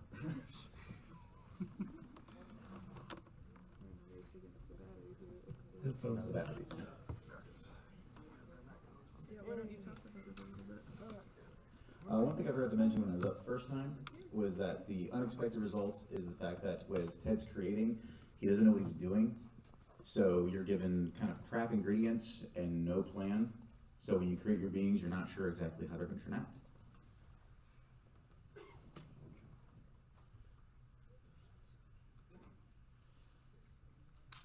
I forgot the full title. Create Tech Reproduction Without the Fun. Get back out. And since you're playing, you can after this last part. It's not going to be very fun. Check this. There we go. Yay! Okay, so it's basically a puzzle game. It did not start out that way, but it's kind of what it became. So this is Create Tech. You are an employee. Employed by Create Tech. It's a little small, so basically your boss is chewing you out. You're terrible. You're the worst. You're the worst employee ever. He pretty much hates you. So you've been given 7 days on planet duty. You have to create all life on this planet. You've got to fill this whole planet up within those 7 days, or you're fired. You're done. You're going to be a leprechaun, and that's the worst. So the unexpected result comes into play because Ted has no idea how to do this job. You as the player have no information. You're just told that you use 4 ingredients to make a thing, and we've got to do 4. So let's see, let's do a... Ted's gonna chatter at you the whole time, so... It's mainly bitching. Courtesy voice acting by Daniel. Great. So we made a Yolk here. So there are 15 different creatures you can make, and as far as we know, this is our grid, this is our world, our little 3x3, and we have 2 slots for storage over here. Our Yolk here, we know that all these creatures will react to each other, we just don't know how. Some are gonna mate, some are gonna kill each other, some are just gonna live. So let's do a safe bet and let's kind of keep them out of the way. We do have 7 days to fill this up, so we kind of want to make some degree of progress. So let's make an Inklar. Okay, I'm gonna put you. Oh, we had a mating. Here we go. So that's a good bonus because now we've got a bonus creature, which is awesome. They will react to each other adjacently. There aren't diagonal reactions here, so this Inklar rated this guy, and bam, there we go. So let's make some mayo slime spatula meat tenderizer goo. The Pepricks are pretty antagonistic. They will kill most things. So another thing we can do is store creatures. If you know that maybe this is a risky move, I'm making some progress and I don't want to screw it up, you can store it and you can bring it out later. We're gonna do my ace in the hole here, which is the Chicky Bisky. The Chicky Bisky mates with everything, and we will get a big old blammo, and things are moving. So, thank you, Chicky Bisky, named after chicken biscuit crackers. So, my favorites. I actually don't know what the Cinestock does. Okay, that's fine. I'll take it. Daniel actually did all of our systems design here. He made all of our creatures. There we go. We did it. We created our planet. Ted did a good job. He's not going to be fired. So that is it, basically. Ted's going to update his LinkedIn and we're good. Thank you guys very much.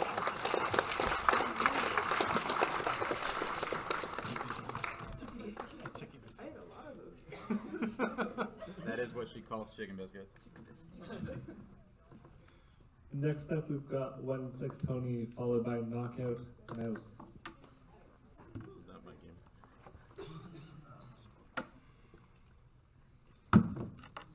The creators of this game are remote and asked me if I would come up and play it, so I have no idea what's about to happen. That's always a good feeling.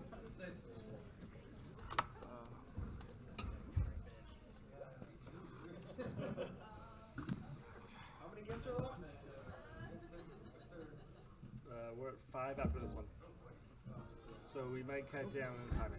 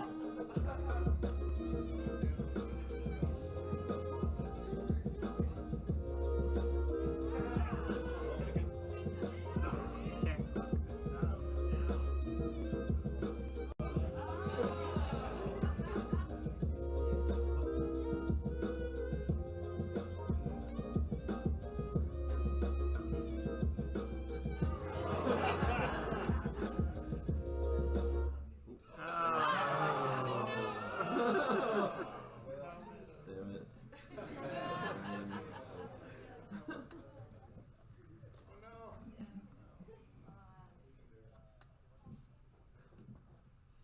Given the addictive nature of this game, I suggest you all check it out on the itch Yeah. site also.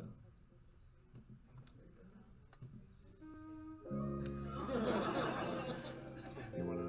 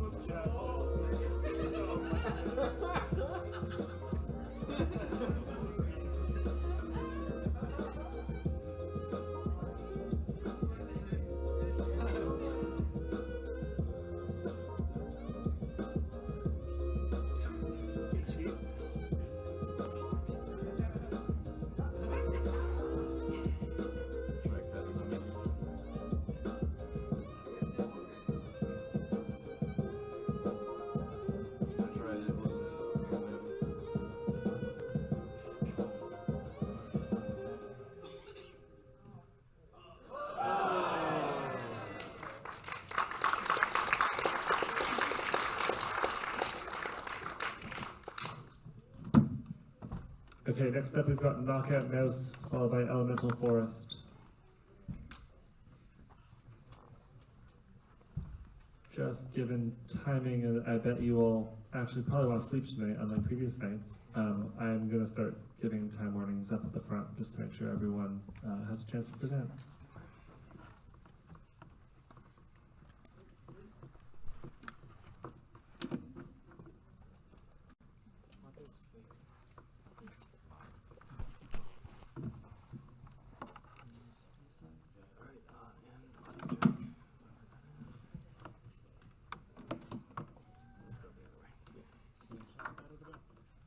Yeah, sure. Hi. Hi. I'm Cami. I did the sprite animation and pretty much most of the art for our game Knockout Mess. The title comes from the idea that lab mice are often called knockout mice because a DNA sequence has been knocked out of. I read that on Wikipedia today. It's very interesting. And it is a reverse gravity platformer. So, you'll know.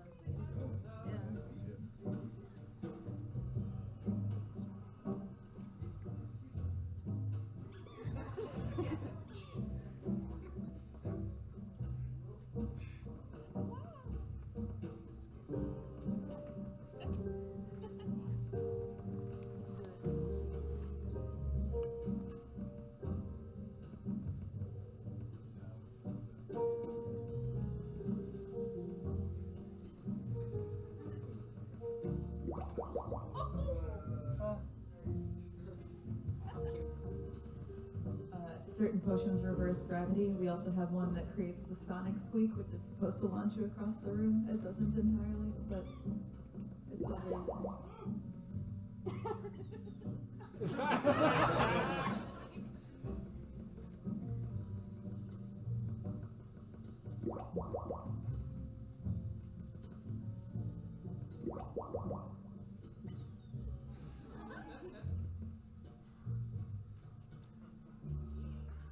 You did it.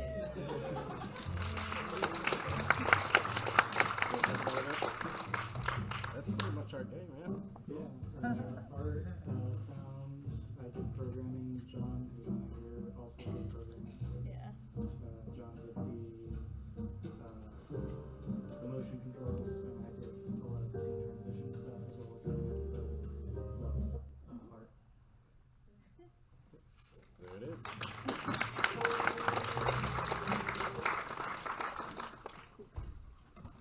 Next up, we have Elemental Forest, followed by Goodnight Rowan. I hope all of these have smooth jazz, just the last two.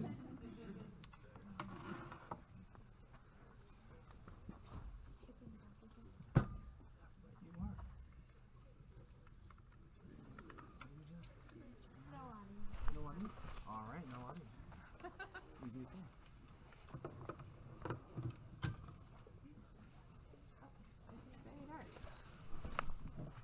Hi, I am Jamie. I think it's close. Oh, is it on? There's a little switch on that. Hi, I am Jamie. Hey, I'm Rudy.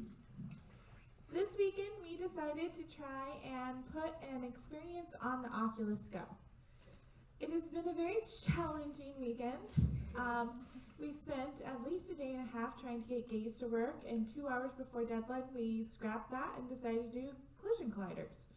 So, since it's on the go, you can't actually see us play it, but later in the evening today we try to make a recording.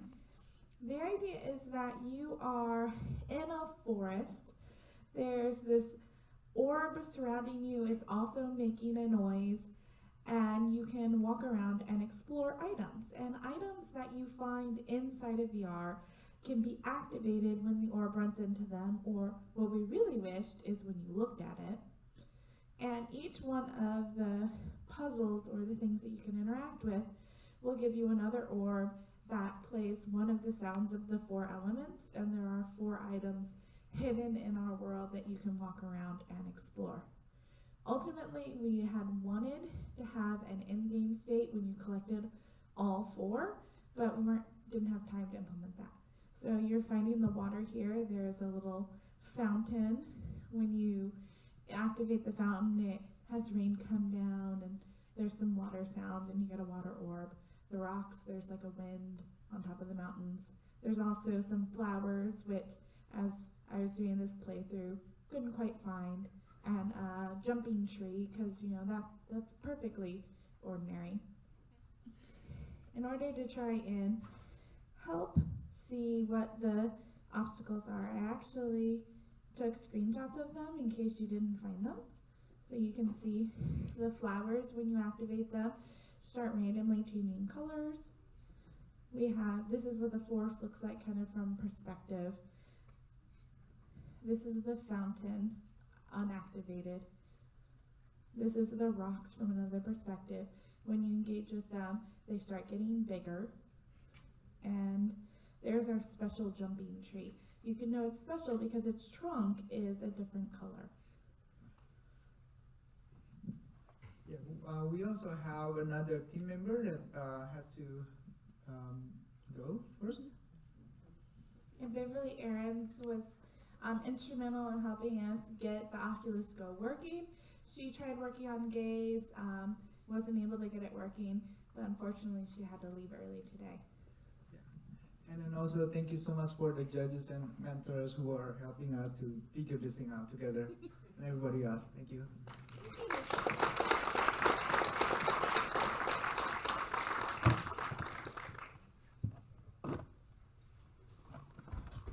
Okay, next up we've got Goodnight Rowan followed by Dead Signal. I'm making the assumption that was Gaze, G-A-Z-E.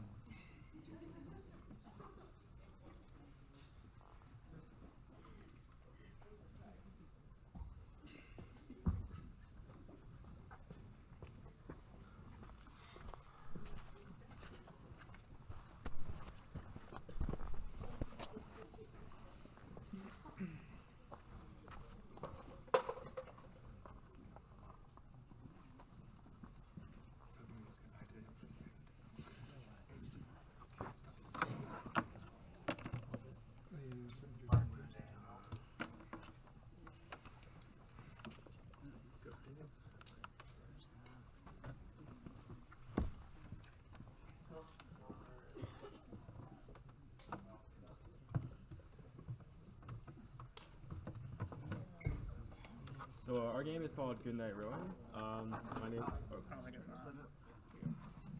Our game is called Goodnight Rowan. My name is Andrew. I was one of the programmers.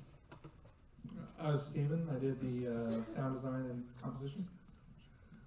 My name's Sarah, and I am a 3D artist. I'm also Andrew, and I am also a programmer. I'm Robert, and I also helped with programming.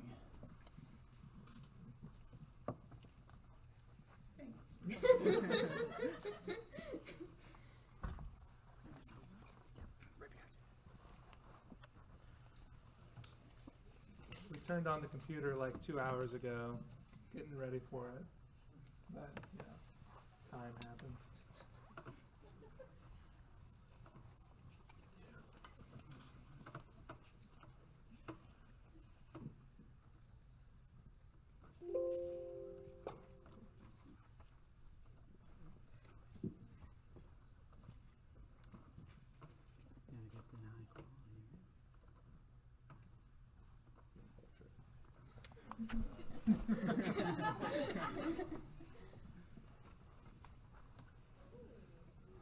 So we made a puzzle room, and you are in charge of taking care of the plant in the room. And it's personified kind of like a small child, so it's very needy and wants very specific things, so you have to figure out what it wants and when it wants it. There's a lot of different interactive objects in the room. Some of it is not on. It doesn't like bananas.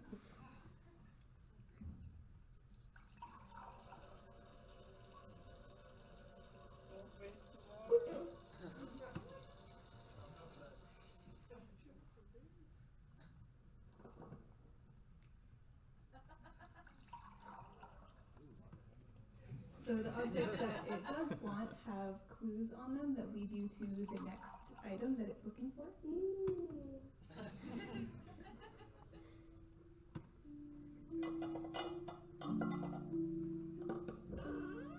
So on the milk carton it said Teddy Dairy, which is your hint that it wants a teddy bear next.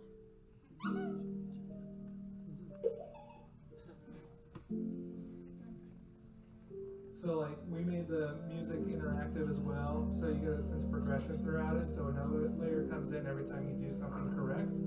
And so like you'll start getting to different strings and stuff like that, but it's supposed to be a really calming, relaxing game that's just fun to mess around with objects and stuff like that. And Sarah did actually all of the art, like original designs on all this, so like there's nothing that we like brought in, it's all original stuff, so it's like really awesome. Like one artist.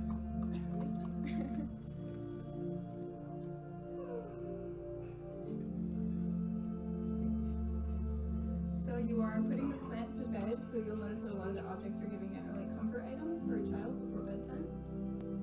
Which is also a little bit of a hint. If you figure that out, then similar objects it might also want.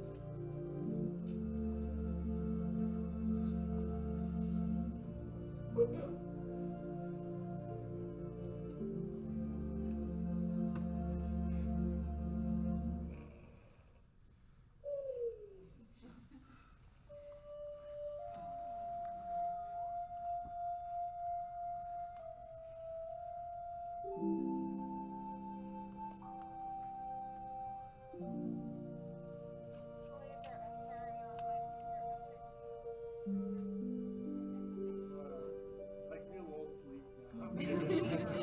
Yeah. So once you put it to sleep, it has had planets inside its little bulbs this whole time. So you've been in this little puzzle box, and now the planets get released now that you put it to sleep.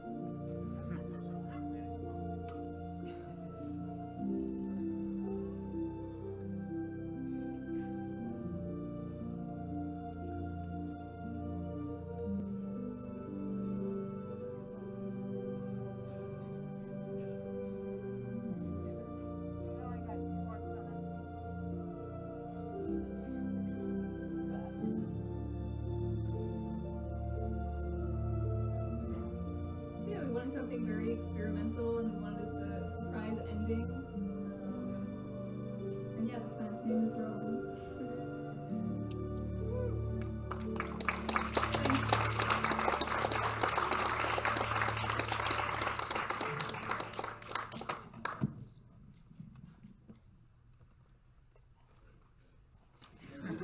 I hope you have all the recorders. Okay, we've got Dead Signal, which sounds like a very big juxtaposition compared to Goodnight Rowan. So Dead Signal followed by Infinifarm.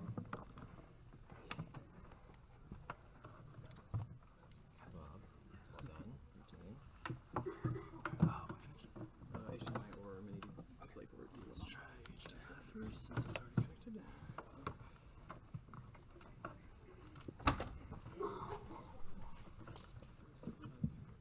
Yeah, we did something completely opposite, so. Please excuse the tonal whiplash.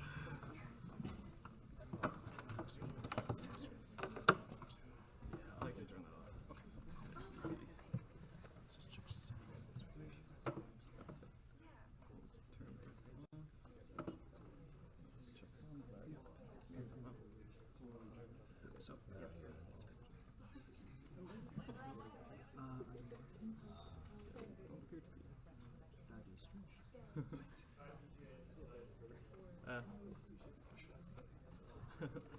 so, go first. I do remember actually. Oh wait, did I use it wrong?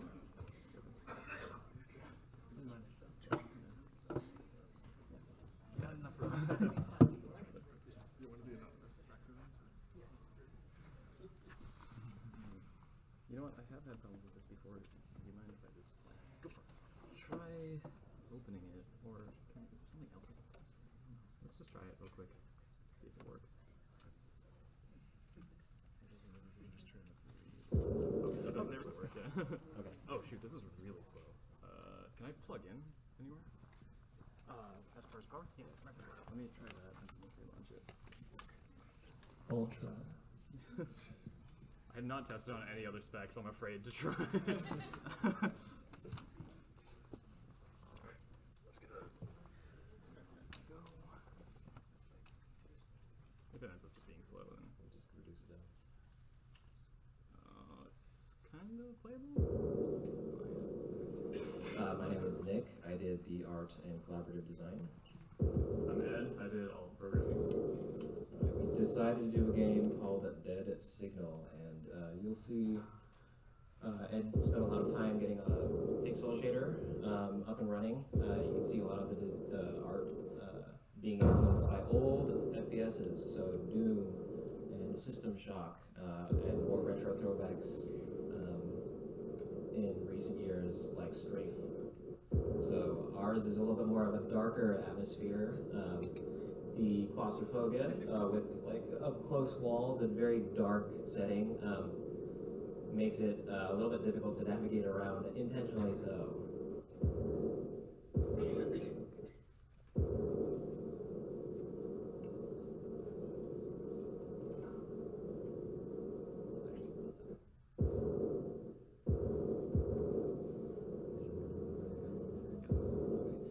So one of the first weapons in the game that you acquire, and the only weapon in the game you acquire, is the gun. And as you saw earlier, it doesn't operate as powerfully as you might imagine. It has more of a repulsor, so it just pushes things away.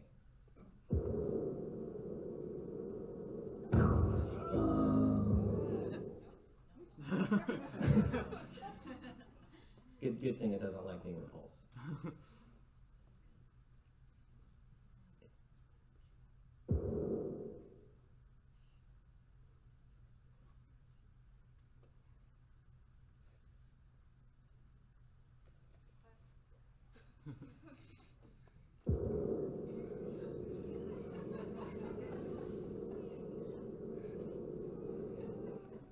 You'll live it. I believe it. Where is it? Oh, Jesus.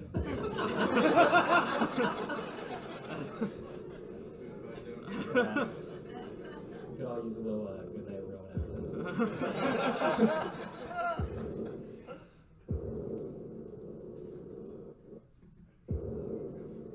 Alright, so we picked up another item, a heat scope, which compromises you a little bit because even though you already can't see very much in the environment, being able to use the lens allows you to see enemies through a heat signature, which was going to be our name, but heat signature is already taken, so.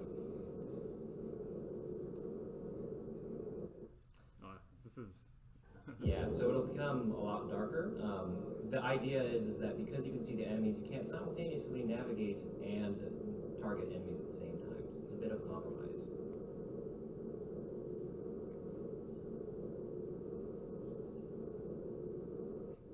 Nice texture,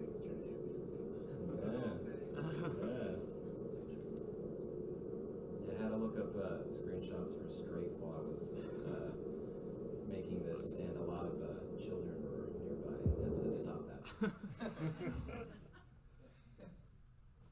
You're welcome.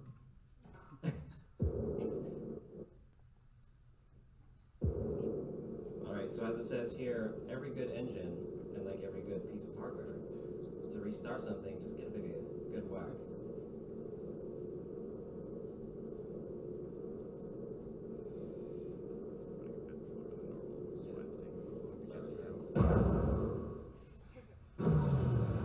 Alright, so we've started the process to start the engine, which is indicated by a bunch of heat signatures that are also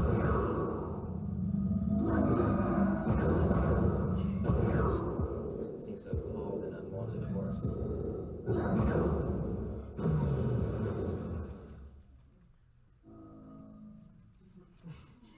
Oh, thanks to Arsene for the beautiful work for our sound.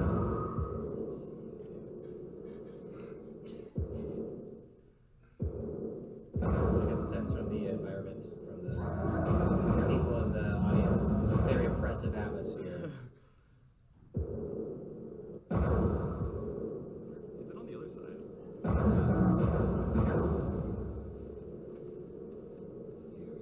think it's on the other side. It's on the other side. I think it's on the other side.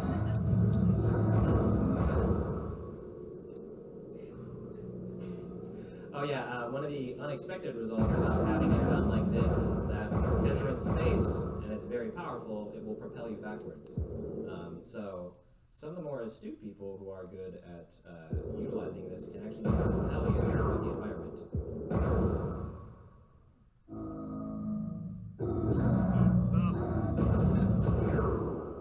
I think that's it.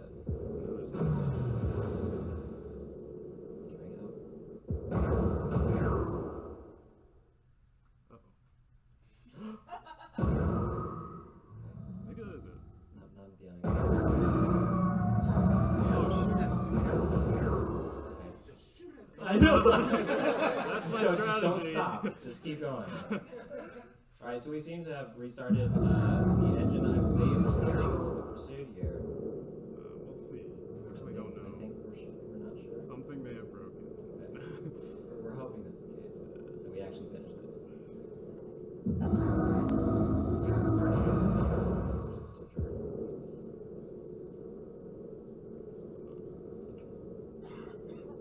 Yes. Okay. So ordinarily we'd be able to get past the door there, and that would get us to the end of the game. So if you want to just give it maybe 10 seconds to get.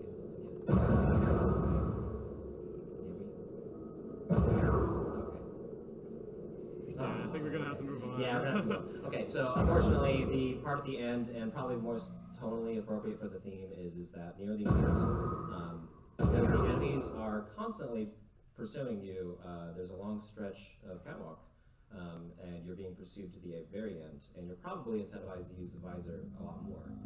But near the end, there's actually a harmless person who you will unexpectedly shoot him if you're not very careful. So that would have the unexpected result of you not doing what you're supposed to be doing, obviously, is killing a person. Would you want to end it here, Ed? Yeah, I think we're gonna have to. So it looks like we ran into a bug, but thank you guys for all your attention.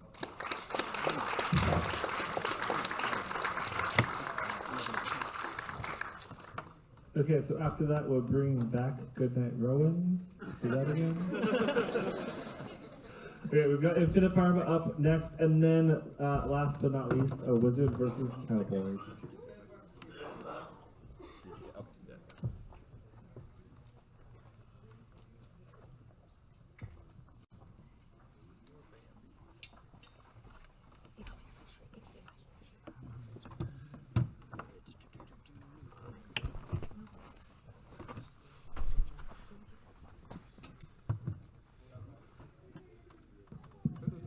Hello, thank you for staying up so late and hanging on, staying with us. Thank you so much. This has been a really fun jam. My name is Sarah Sexton, this is Rochelle, and this is Lynn. And we signed up late, and that's why we're going second to last, but we had so much fun at this jam, and we made a game called Infinifarm. And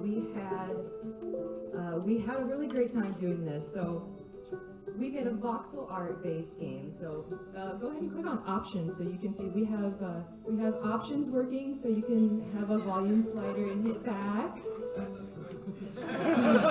And the quit button actually takes you to like, are you sure you want to quit, yes or no? You gotta show all the screens, we worked hard on these screens. Okay, now we can play. So you play as a farmer. So the game came about when Lynn here said that she loved playing farming simulator games. And I said, well, I've done games before and I built an infinite runner. So I've got experience with that. And another one of our team members who's not here right now, Adina, said, well, why don't we combine infinite runner with farming? And so what we made, with the help of another person who's not here right now, is Tori did voxel art for us, which is fabulous. We made an infinite farmer. So you are farming a strip, and the 3 actions you can perform are planting seeds, watering the ground, and fertilizing your land. And as your tractor goes along, you plant these baby plants, and you're doing laps around like an infinite strip of farm, and you kind of go around in a circle. If you fertilize something too much, you get a poop monster. If you plant too many seeds, you get a happy flower. If you water it too many times, you get like a leafy plant. And there are many other random combinations. There's a portal cake, and a crabbage, like a Krabby Cabbage. Another portal cake, and so we see the happy flower, which some of you might recognize. And voxel art was done by Tori, music was done by our good friend Spencer, who we met tonight. Designed and developed by Adina, Lynn, Rochelle, and myself, Sarah. And we can answer questions, or I don't know actually how much time do we have left? 30 seconds. 30 seconds left. Would anybody like to say something? My favorite thing about this game is that there's a lot of plants and there's a lot of math behind how you get the individual plants. And so if you're like, oh, I really want the skull thing or the portal cake, I can tell you how to get it. You can just keep putting seeds in, and maybe you'll get a skull or something. So it was fun coming up with heuristics for like how we're gonna get a whatever thing. And I didn't tell you, it's fun. Like we changed the numbers right before the demo, even. I know for a fact that the Spanish Inquisition is in this game somewhere. All right. Everything good? All right. Thank you so much for having us.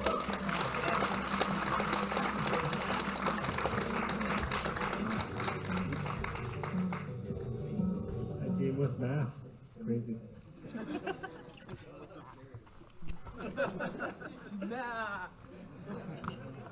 Okay, last but not least, a wizard versus cowboys.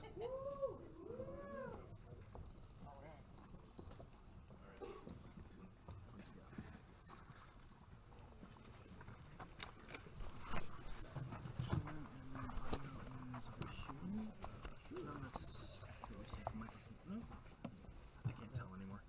Okay.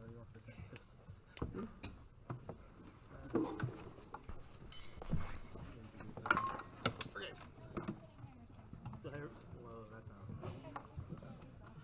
That's on. Yeah, on now. Hey everyone, we did cowboy versus wizard versus cowboy today. Pretty tight. Just to tell you who I are, I'm Darsh. I'm one of the programmers. I am Jacob. I did music and sound.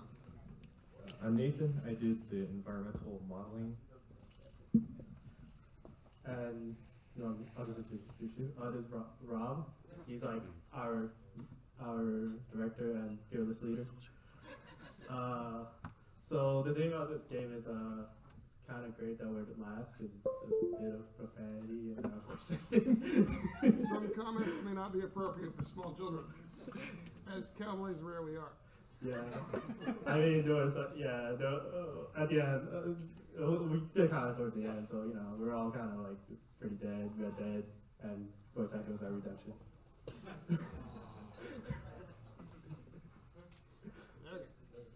Do we get sound? We don't know until we do it side.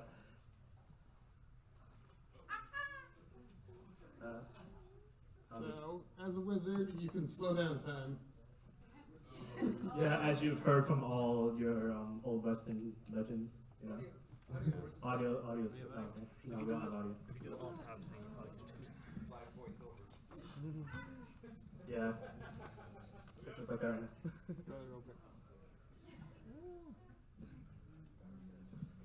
But yeah, so those are a few things about it.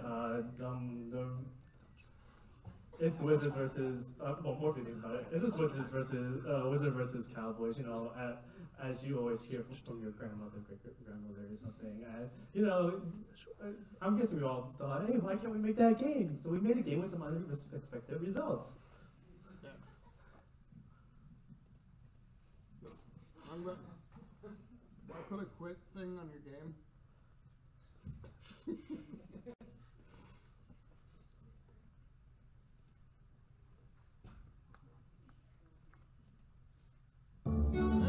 There we go. You don't know that ass from burnt biscuit. This town's too small for the both of us. Yeah, as you can see, big was empty. And as you kill the cowboys, there's cowbells that go off. And we can also change your guns into chickens with some foul magic. You unnatural bastard.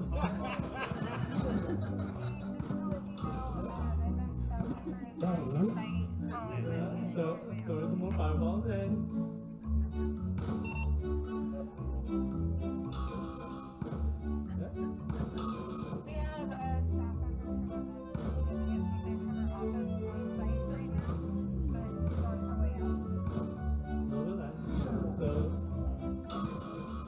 This town ain't big enough for the two of us.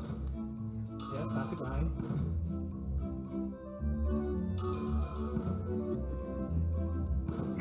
You goddamn son of a bitch.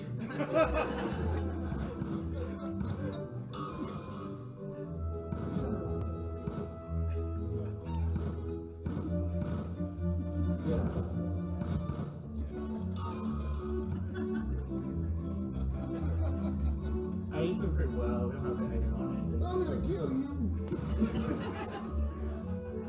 there's like 27 lines that we put in here, but there's actually more. Like we hit like almost 40 lines of dialogue. We're just in a room just screaming and stuff. What did you do to my gun? So for a lot of these guys, this was their first game jam, and so they gotta come in and try a bunch of new stuff. So, Nathan had never really done college or game jam before. Really? That gives him a chance to play all these models. I set up the ragdolls, and actually the hats are actually procedurally generated. It's kind of big enough for the two of us. It's not very noticeable with this involvement. Basically, different types of hats. And Son of a... that script is also applied to the skin color of the actual cowboys, which A script sounds strange.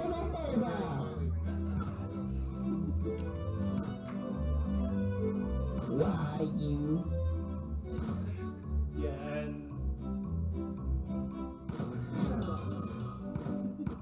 What the hell? You got it. I think that's it. Yeah, we got more lines and more.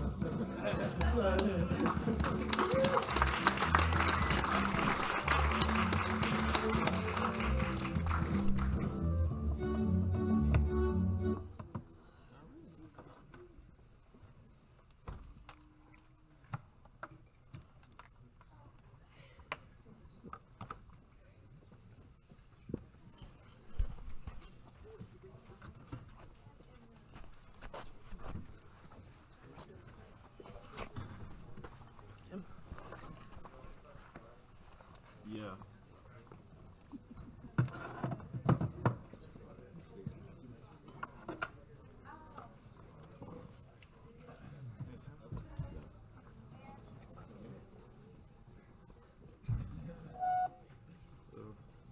Thanks again, everybody.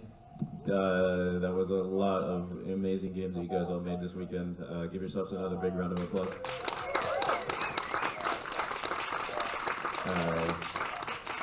In case you need a reminder of what the games were when you're voting for your favorite, just put the list up here.